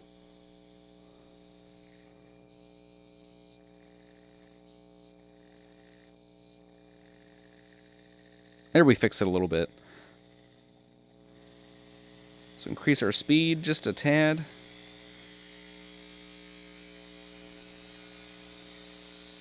Hopefully, I guess I'm going to put that on my lap. Ooh, that feels nice. All right, so let's try to drill this out. I don't know how this is going to go. This feels wrong.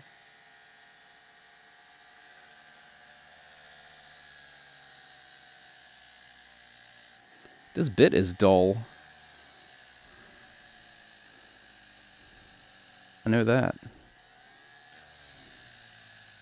Yeah, why is this bit so dull? Holy hell. We need more speed. We need more power.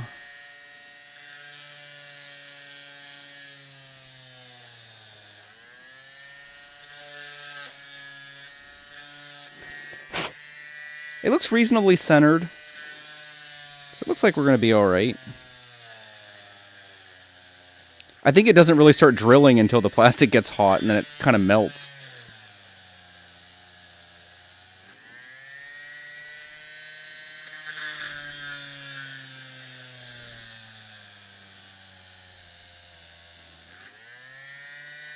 I think that's good enough. Because if that's not deep enough, we can shorten that stud a little bit. Alright, so I guess let's put it away. So I don't have stuff sitting everywhere. But that wasn't too painful. Pretty handy little 19. I don't think it was even $20. I think it was 19. Pretty handy little $20 investment, I'd say. All right, so let's get this back apart.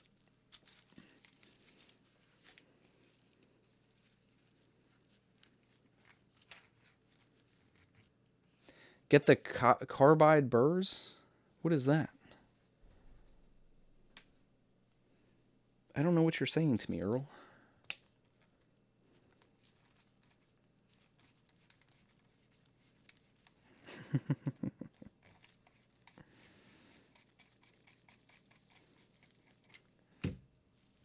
All right, good enough. I'll put this back in the case later.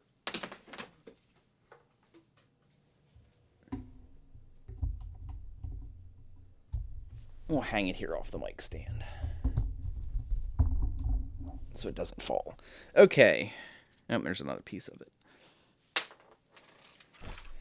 So hopefully that just sits right in there and we're essentially done with this guy. If we did that right. Let's take a look. Let's clean that hole up a little bit.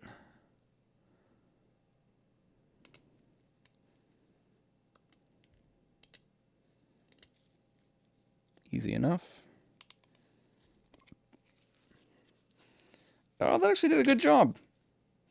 That's a nice, clean, centered hole in his stump.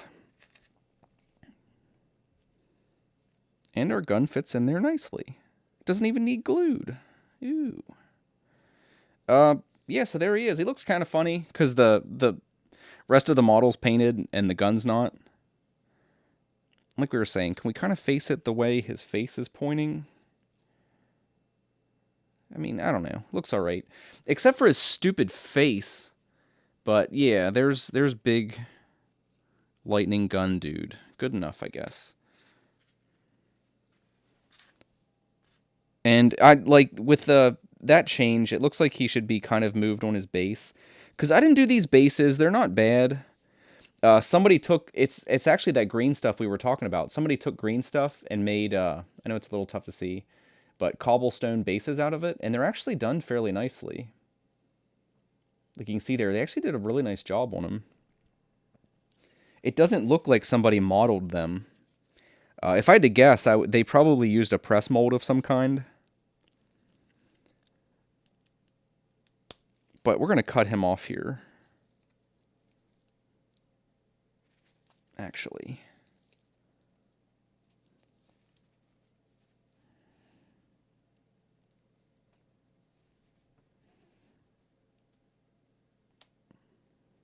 Or maybe they bought these. I don't know. I wouldn't be surprised if guys sell these.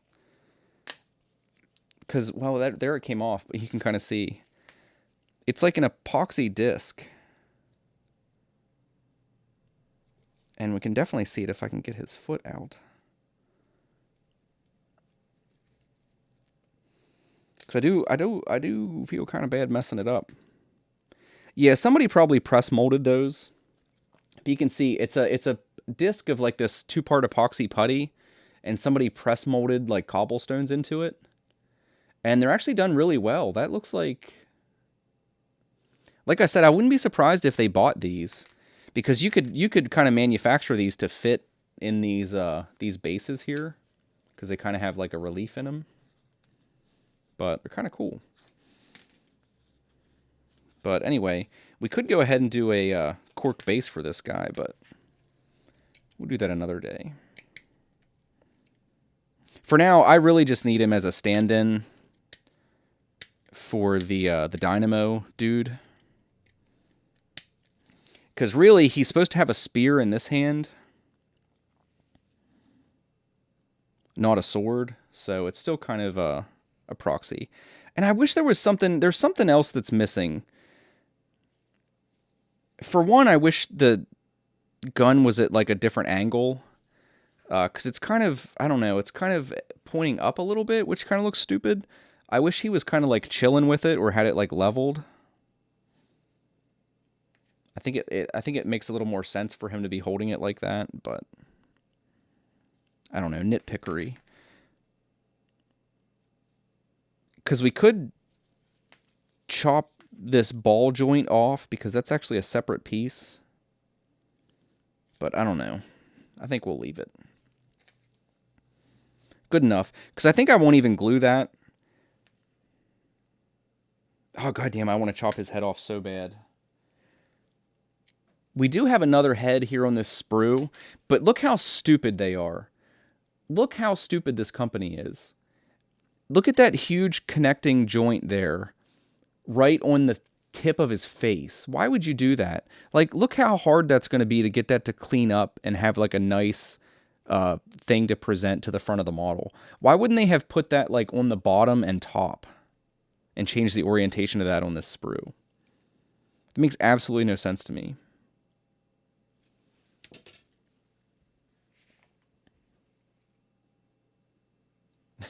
Does my wife ever come down here? Not really. My wife... Oh, okay, Earl. I see what you mean. I have to check them out. Yeah, these are just cheap, like... it's like a DeWalt multi-set is where those bits came from. If I had to guess, I've probably drilled concrete or something with these before. Because that is really dull.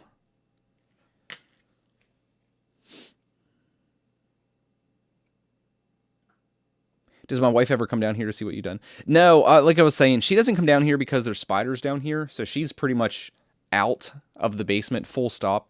Like, she comes down to do laundry, but that is it. That is literally all she ever comes down here for. She hates coming down here.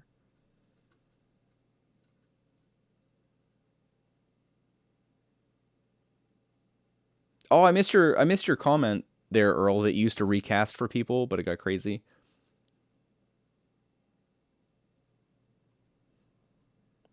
Yeah, it can definitely... It could get you in trouble, for sure. I would not argue there. Depending on the scale you're doing it on. Yeah, you could find yourself in some hot water, I would imagine.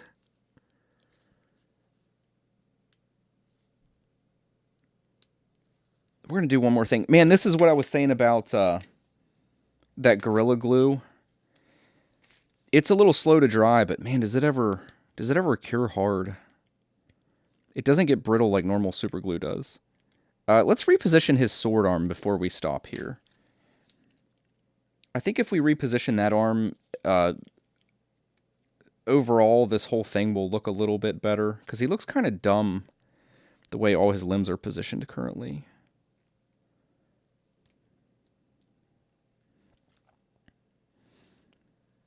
And this side already has like a nice little hole in it. This one, I don't know if somebody had drilled that already or if that's just the way this side was for mounting purposes. I wish I had a spear we could give this guy.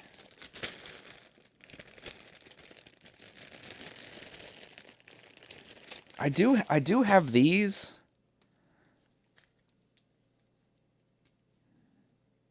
But he needs like more of an arm. And it's like we can't really modify this because the way the hand's integrated into the piece on the back side, like we can't really chop it off. And I've got a bunch of spare parts here.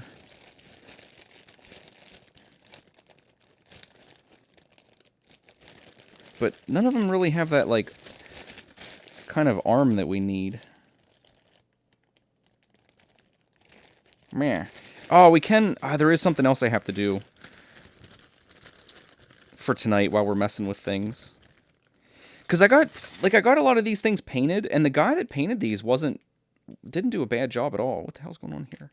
Like this guy looks fine. That's actually a fairly nice paint job on there. You know what I mean? It's like, it's not really done with any advanced techniques or anything, but he did a nice clean job. He did some edge highlighting on the blues, which makes them really pop. And he picked decent colors. Like, these are the basic color scheme for this faction. But put some nice little, I don't know, wire mesh there, which kind of looks weird, but makes the base look nice. A couple little pieces of stuff on the base. But no, overall, that's a nice looking mini. And this flag... kind of funny. This flag is actually supposed to be on this guy. He's supposed to have like the big like banner sticking out of his back because he's a big fancy asshole. But he mounted it on like his general dude, which kind of looks cool. But I kind of feel bad having him in a Ziploc bag banging around with a bunch of other metal pieces. But there's some more of those like pressed cobblestones. Print a spear. Like... It's there. You could, but we would never get results that look as nice as these injection molded parts for the most part.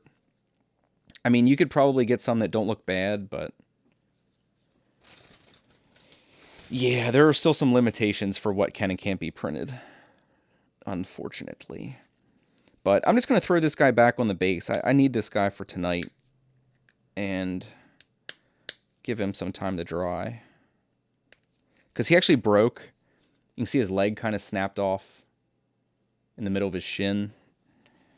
Because the leg still, or the foot is still attached to the base. So we're just going to kind of haphazardly glue him together. Because again, I kind of hate his pose. His pose is kind of retarded. With his spear kind of angled out funny. So at some point, I'll break this guy back apart and repose him before I... get him prepped and painted and stuff. Because it looks like somebody drilled this. Somebody was going to try to pin this. You can kind of tell that they had probably intended on repairing this at some point. But I guess never got around to it.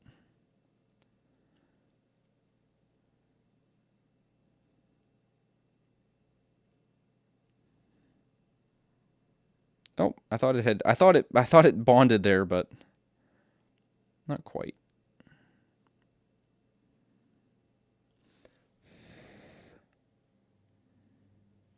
So we'll get it to stick there a little bit, and then we're just going to squirt it with some cheating liquid.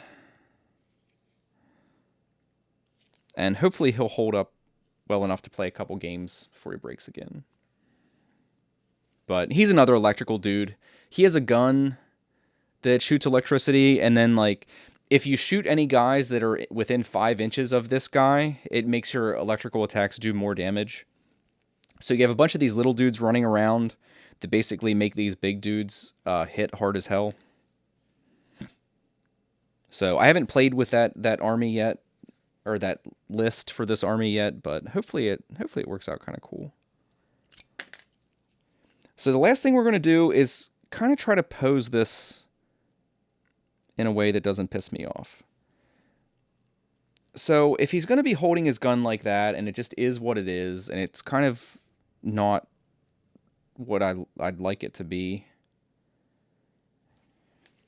we can at least make his sword hand be posed in a way that doesn't look so stupid. I don't really know what that is. Like, the whole feng shui of this model is kind of stupid. So we're going to glue the sword a little closer to his body. I don't know. I guess it doesn't matter too much.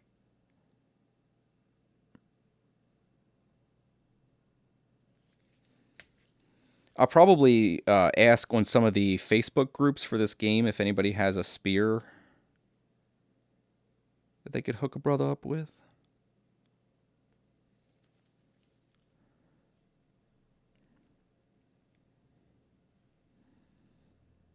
So same deal, we're just going to kind of get this to stick a little bit, and then we're going to cheat it.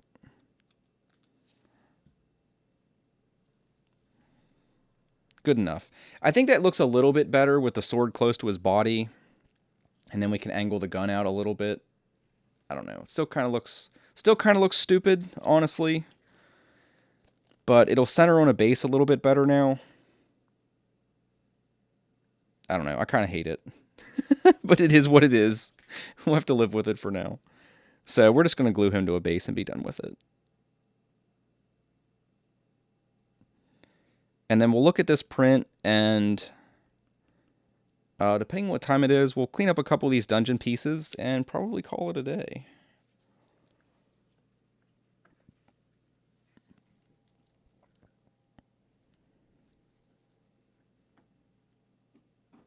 So nothing too crazy. We're just trying to center him on the base. Not being too particular, because this is only... we'll make him like a nice cork base at some point. So this is just like temporary for now, so I can use him. And we will just kicker the living hell out of that. And there he goes. Stupid looking big dude with a cool gun. Done. So we'll clean this crap up. Get our glue set to the side. We're done with this. Keep his arm so I don't lose it. So when we kind of return him to his correct configuration, we have all the pieces we need.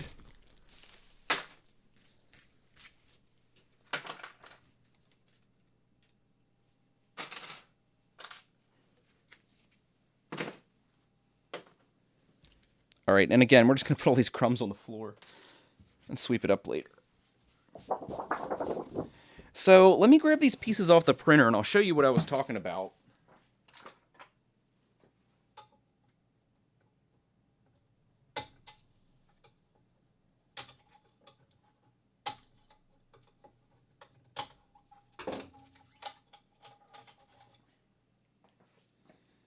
And it really is a shame because I think these pieces, the print quality is pretty fantastic overall. Like, there's the bottom layer. The bottom layer is always smooth. And then the top layer is pretty great overall, except at that ridge in the middle. It's like it's over extruding on that last line in the middle a little bit, and you can see there's like a ridge.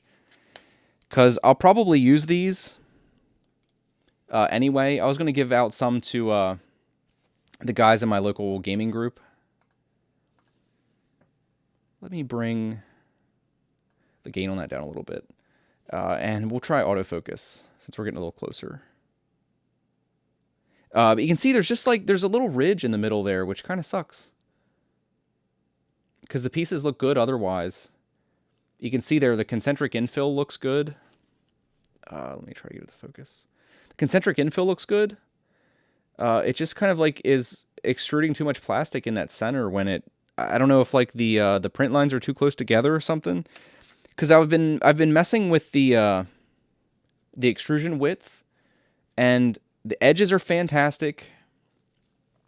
Again, it's not wanting to focus, but the edges of this print are fantastic. The finished face is fantastic except for that center. And it did it to all 4 pieces, so I don't think it was, I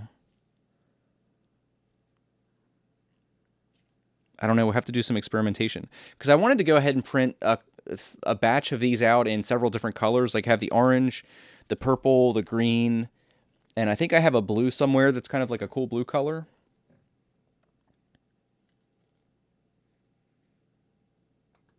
Does my, what's the question there? Does my wife watch these, basically? No. No, my wife doesn't pay any attention to what I do.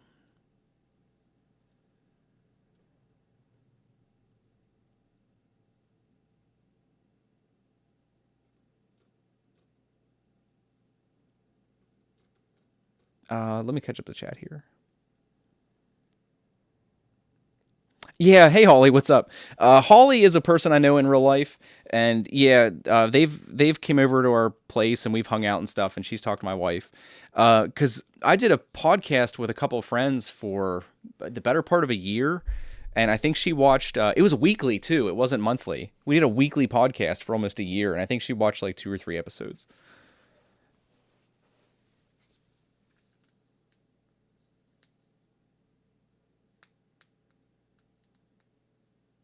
Ever thought about doing a series where you 3D print molds and then cast them with aluminum in a homemade foundry? That sounds cool. I mean, I don't know. I mean, to me, that would be a cool series just because of the sheer entertainment value most of you would probably get out of me trying to do that. I imagine that would be pretty amusing. Me plus molten aluminum. That's going to be a good time for somebody. I don't know if it's going to be a good time for me. But, yeah. Yikes. I mean, that's cool. I've seen guys do that, right? Because it's like, what do they call that? Displacement casting? Where the molten metal is so hot it goes in and just like displaces all the plastic. Is that how that works? But no, that's kind of disappointing. I don't know if I just reslice these without the concentric infill, if that would solve the problem. But I don't know if you guys, if any of you in chat has ever had this problem before. Because maybe it's kind of an issue exclusive to the concentric infill. Because it did it on that other piece we printed yesterday when I streamed.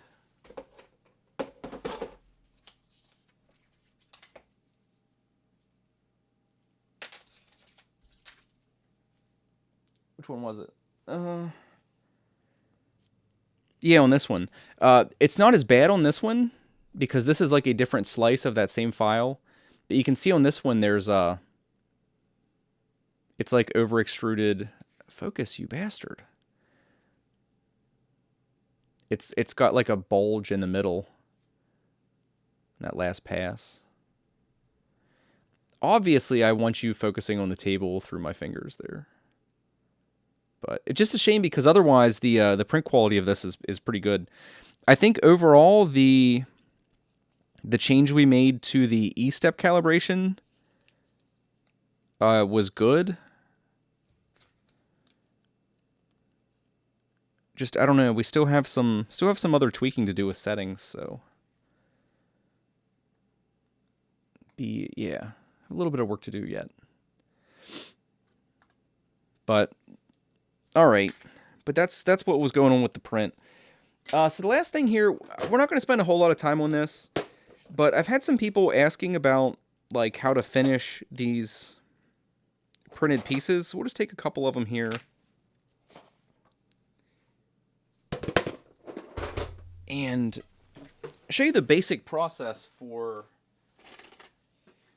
getting these ready to use. So here we have like some of these dungeon tiles, right?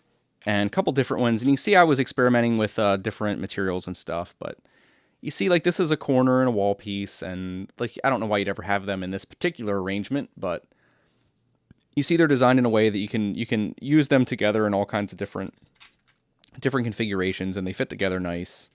Everything lines up cool. But these are simple to finish once you're done. There's a bunch of little, these are broken out a little bit, but there's a bunch of little like support pieces in the bottom and these little support pieces here. And I just have like this little utility knife kind of thing. And all I do is come in here with this flat against the bottom, push the blade in, make sure you're cutting like flush against that bottom plastic piece, and then go into the top, same deal. Make sure you get it like as flush as you can, and you have to go the whole way around. Because it's the only thing I hate about printing these dungeon pieces is that you end up with these little like plastic bits everywhere when you clean up a bunch of these. Because I did like 30 or 40 pieces the one day, and these little plastic bits were everywhere. And PLA has it's like staticky kind of. Like these will stick to stuff and cling to it that have any kind of static charge. So these pieces can be fun to have everywhere. But so you go around the outside like that, making sure you cut them as flush as you can, because it makes your little clips that hold them together work a little more easily. But get them all out. And then the ones that are a little tricky are these ones in here, because I just like come in with the blade and then twist the blade to the side. And there's 4 of them. And because the layer lines are kind of along the length of these pieces, they snap off to the side fairly easily. But just make sure you get all of them. And like, I know it's a little tough to see, but there's some of them in there, like up here, that are broken off, but they're not broken off the whole way down. Just like go down with the tip of your blade and snap them off flush. That way they don't end up hitting like the little clips that hold your tiles together. That one just shot my eye.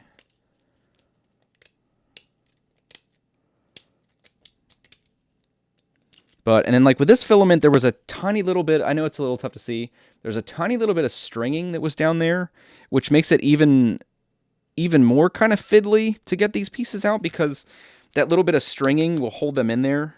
Like you can hear they're kind of being held in there with that stuff, so it takes a little bit of forking around with it to get all the stuff out.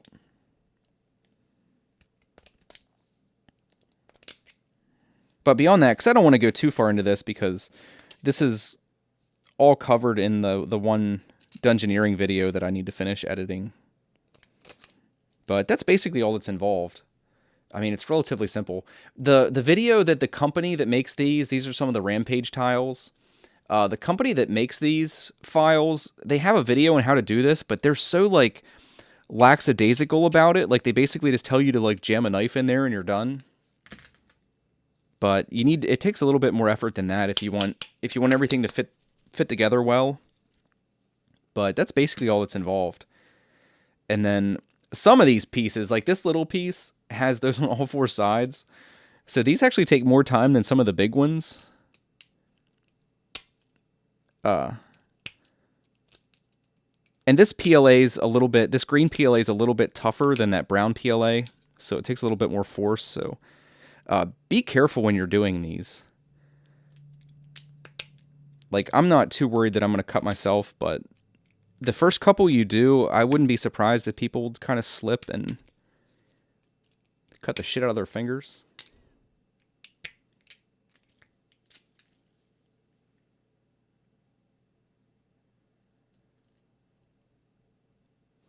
Chris, from what I understand, like, Earl is basically a professional caster, I guess. So, I mean, you could be right, Chris. Maybe it is easy, but I would probably take Earl's word for it that it's probably not as easy as it might seem.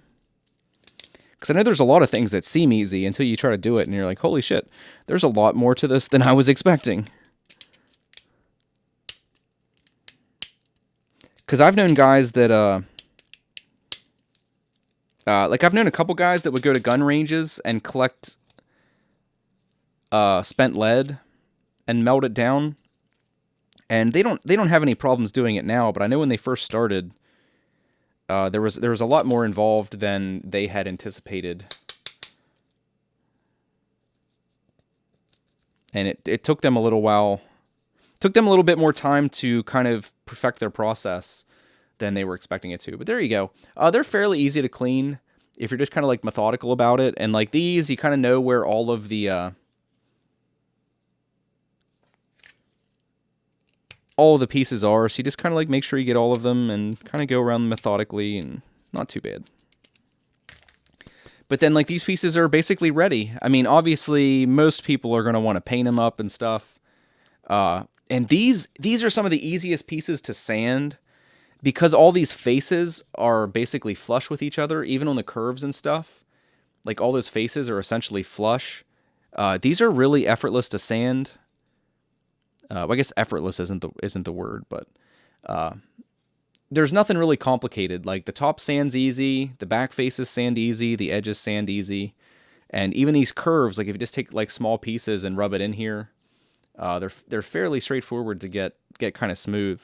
And then any of the layer lines in these gaps are so small and they're kind of hidden that they paint up pretty effortlessly. Again, all of this, I know the dungeon videos, they're taking me a lot longer than I was expecting them to, because it's the first actual video series I'm going to do of like recorded stuff, and I don't know.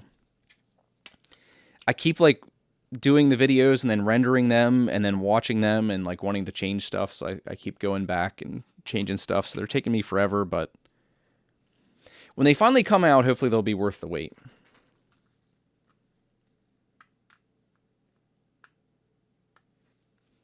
Well, I guess Chris was talking about...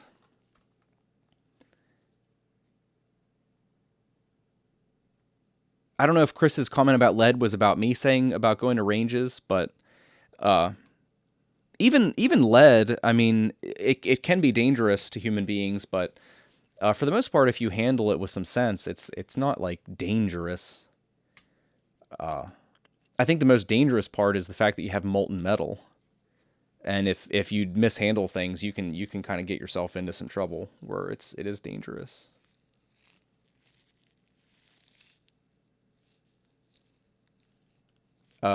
Yeah, Chris, I think, like I've watched a bunch of series on making like homemade foundries and stuff, so.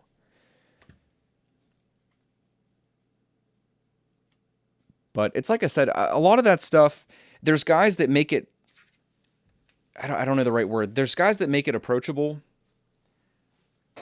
by like simplifying it, but anything like that, there is like an inherent level of danger and stuff, and I've done similar things before, and it usually tends to be a little bit more involved than it appears when you're watching a tutorial. Hell, even stuff with like 3D printing and stuff, you watch tutorials and it looks easy, and then you go to do it and you're like, man, why is this not so easy?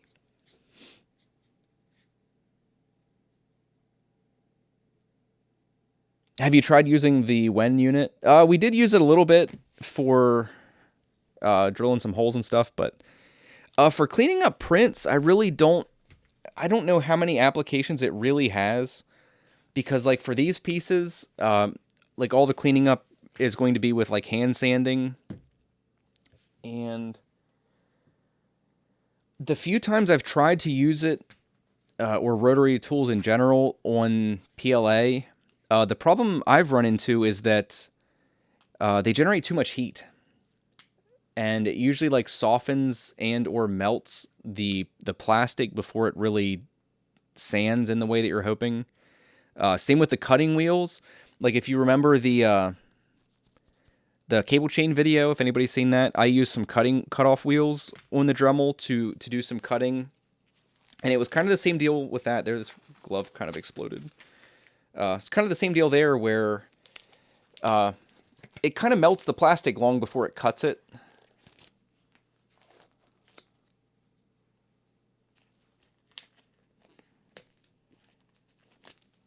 No, I agree, K-Bear. Lead has a really bad reputation because certain types of exposure to it can be catastrophic to your health. But like in general, it's not like dangerous. It's just you don't want to be repeatedly exposing yourself to it or eating it or getting it anything you're going to like eat off of or anything like that. I mean, I'm not saying it's like safe, but yeah, like if I had molten lead or pewter or aluminum or anything, the molten part is way more terrifying to me than the actual chemical properties of the metals.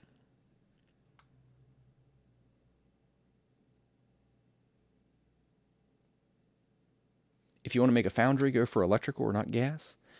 I mean, thanks for the tip. I'm not really in the market for making a foundry right now. It's like almost anything. Like I would love to mess with it. I would love to mess with almost anything, but I just have too much stuff going on in life and not enough time to do all of it. Like I have probably 100 hours of consoles to mod if I would want to sit down and do it. I've got all kinds of like minis that need cleaned up to sell. Like I've got pounds and pounds and pounds of pewter 40K figs that need cleaned up to be sold and stuff, and I just don't really have enough time to do it. My basement is a hot mess. Like the workshop's not too bad. The workshop's kind of a mess, but the rest of my basement, I need to build shelves down here. I need to do all kinds of stuff. I'd like to do some more airbrushing. I'd like to like convert some 3D models to do some printing on. Yeah, I just need more time. And I keep like it's just like getting back into wargaming. Like I was already pressed for time and now I'm like trying to paint figs and get stuff cleaned up and there's just not enough time in the day, unfortunately. But yeah, man, the pose of this guy pisses me off. Why's he gotta look so dumb? You dummy. I guess it wouldn't look quite as bad if I would paint the gun black or something. It wouldn't seem as big then, but yeah, if anybody invents a time machine, let me know. I will give you a couple bucks to use it. We need to do more drinking live streams. Yeah, I need to like that would be more suitable for the evenings. It's like days like today. I need to go pick my daughter up from daycare at 4:00. So as much as I'd like to be hammered at like noon, it makes it a little tough to be sobered up by then. But no, I'm all for some drinking streams. It's why I need to contact some other guys in the 3D printing community, because I know Angus had done that one live stream with a bunch of the 3D printing YouTubers. It would be kind of cool to do that again and involve some alcohol. I don't know about the rest of you, but I would love to see Angus drunk. He seems like he would be a lot of fun under the influence. And I would like to be participating if it ever happens. But that would be a fun live stream. That's fine, Aspie. If you don't drink, I don't know what age you are, what age range you're in, but yeah, if it's not legal for you to partake, I don't suggest you do it, but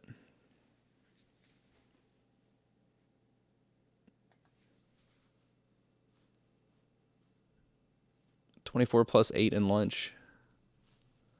I wish it worked that way.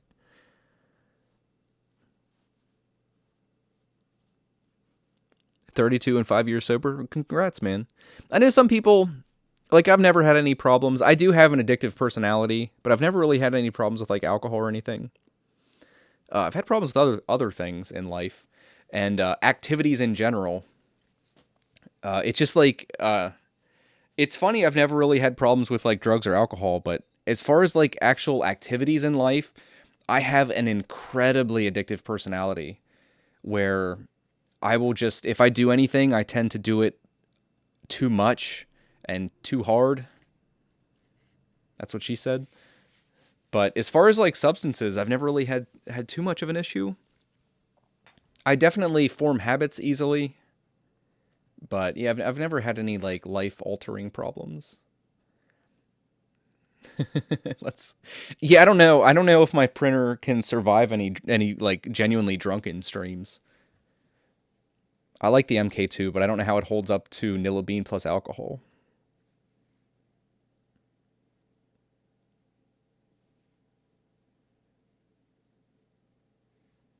But yeah, especially after like we had our daughter, kids take up a lot of time. I don't know if anybody was aware of that. Uh, I knew that was kind of the case, but I wasn't expecting it to be as significant as it was. Kids take up a lot of time. Don't have an addiction. Yeah, with just like the NESs, I think that was a good example of it. Where if you go back like 2 years ago, I didn't even own an NES. Like I had one as a kid and stuff. But then I went to a friend of mine owned like a retro gaming store in the town I live in, and he offered me like an NES really cheap with a couple games, and I got a good price on it. And then went home, and I was selling stuff on eBay at the time, and I was like, well, shit, like I can sell these couple cartridges I got for quite a bit more than I paid for them. And I started like watching, like cartridge auctions and stuff, and it just became apparent to me that I could buy huge lots and piece them out and make pretty decent money. And the market has went to shit, unfortunately. There's so much competition now after it was already kind of bad, and then the mini NES that Nintendo released came out, and it kind of like reinvigorated people and kind of, I don't know, made the market even worse than it was. So it's a little tougher now, but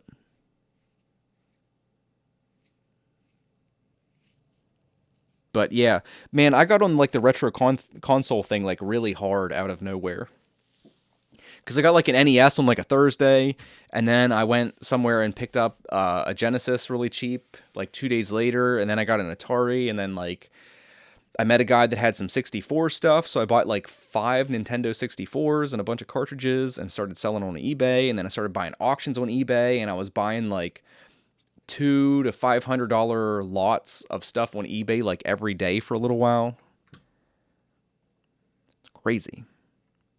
That mini NES controller length though, it's pretty absurd, honestly. It's inexplicably short. What were they thinking? Like, wire is one of the cheapest parts of that thing. Why couldn't it have like a 10-foot cable? It's ridiculous. It's like you're supposed to have it sitting on your lap while you play. It's kind of crazy.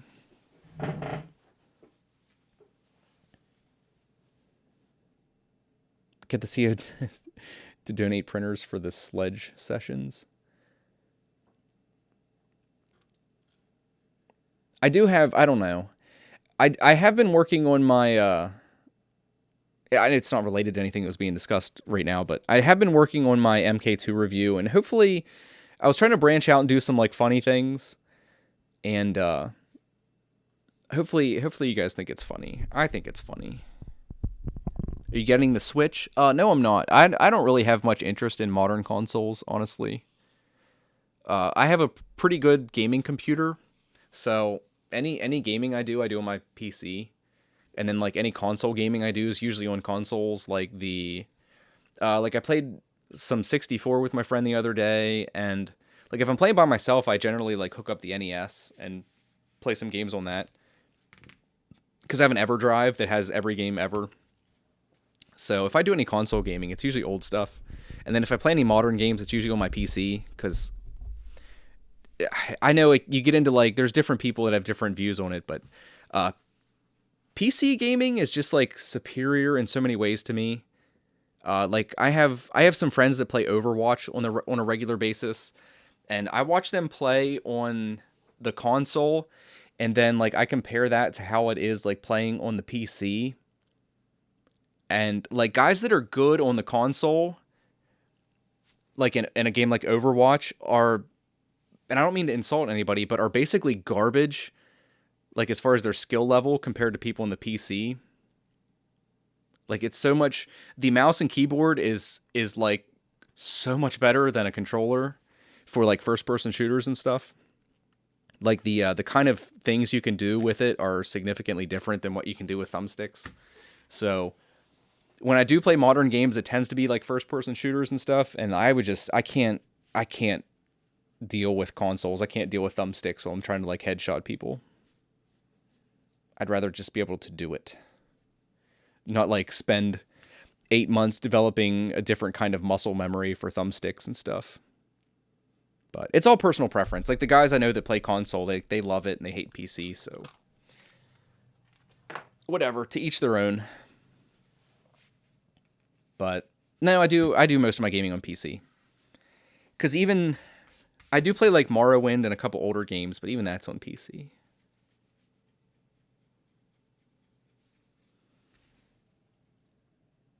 I should do that, Justin. I should do that. I've been talking for several weeks about having like an ongoing project, and I still haven't like settled on anything. I think I do want to print like a big mech warrior, like try to do one that's, I don't know, 18 or 20 inches tall. But I need to, I've been slowly working on it, but I need to get the files sorted out.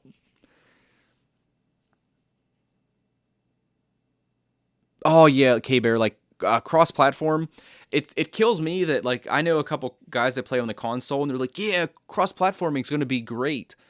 And it's like, you need to go watch some gameplay of people on console versus like gameplay of people on PC. You don't want to be playing with the guys on PC. They are going to rub you in the dirt. Like I said, if you just a game like Overwatch, which most people are familiar with because it's like insanely popular. If like professional level console players were playing against professional level PC players, there's like no competition. I mean, if you watch gameplay, like the kind of stuff that is happening in those games, particularly with like the sniper characters, like there are people that are good with like sniping with thumbsticks and stuff, but if you compare them, like I remember when I played Counter-Strike semi-competitively, when you compare what some people can do with a mouse and keyboard to what's going on like the average like first-person shooter on a console, it's kind of crazy. There are 3D printed ASPI. There are some things that allow you to do it. I never actually used it, but I had a bot when I was trying to buy my capture card. The one I got actually was in an auction with this little like X-shaped thing that you can use for the PS4 that allows you to use a USB keyboard and mouse through like an adapter. Kind of like Chris was saying. But they're kind of frowned upon. And a couple guys that I know that have used it, you get accused of cheating because you're like notably better than a lot of the other people. Like again, especially with like sniper characters, where like precision aim really like makes or breaks like how well you're gonna do. I've seen people get kicked out of servers for using them because people think they're cheating. People think they're using aim hacks because they can actually shoot what they want to shoot, which is kind of like the norm in like the PC world.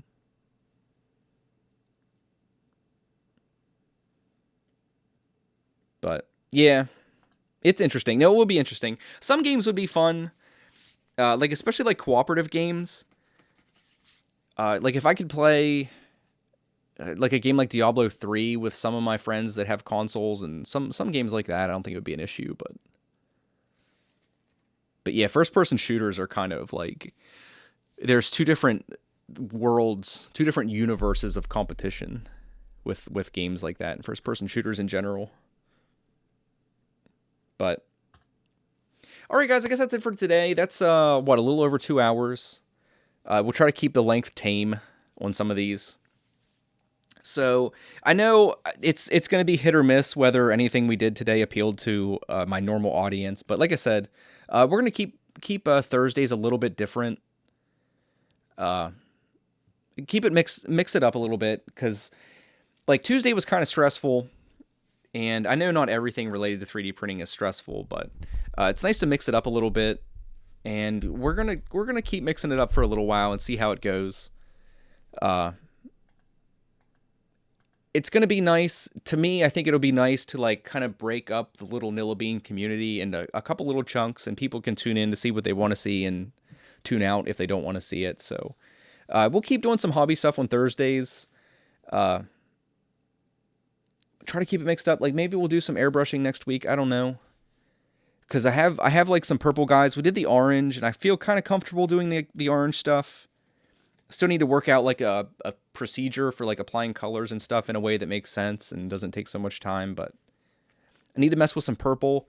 And like I said, I want to do, I don't know where I put them. Once I have all these dungeon tiles like prepped, I still have a bunch more to prep.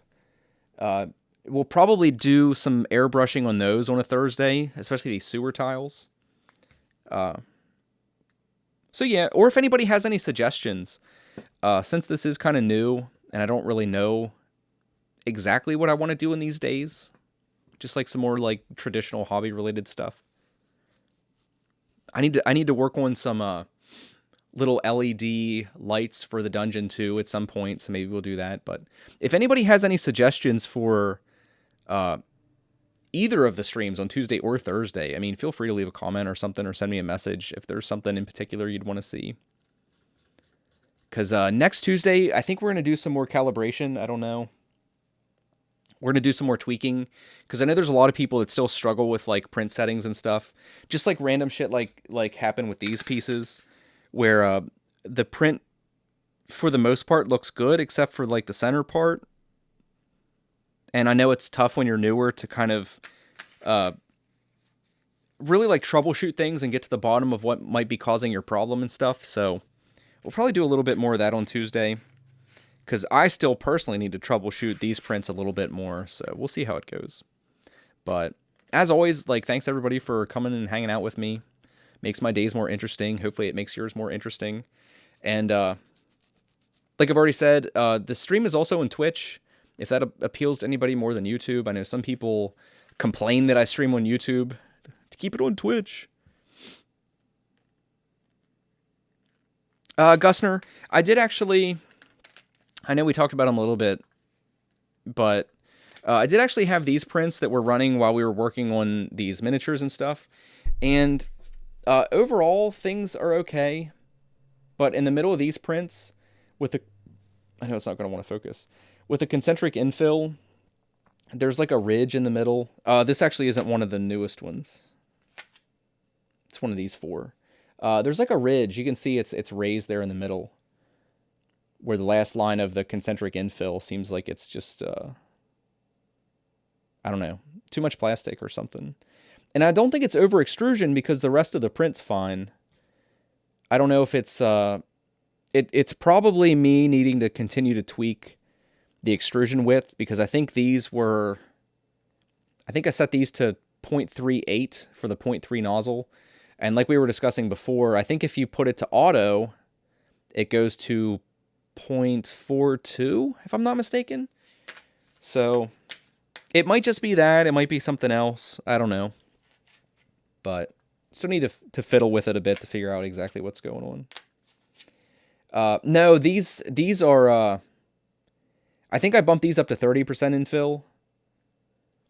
So the like we talked about, the gaps between the infill grid are a lot smaller, so it makes the bridging come out a lot nicer on these thinner parts. But yeah, like 30%, I think 25 or 30% infill on these. So I don't think it's related to that. Maybe it is. It's like anything. I ultimately don't know. Maybe I could be wrong, but don't think it's the infill. But yeah, anyway, I'm lingering. Thanks, guys. Thanks for hanging out.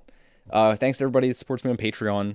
Helps a lot. Helps me get, like I said, I got a new camera and stuff, which this camera is a lot better than the old one I had, so it's easier to see stuff.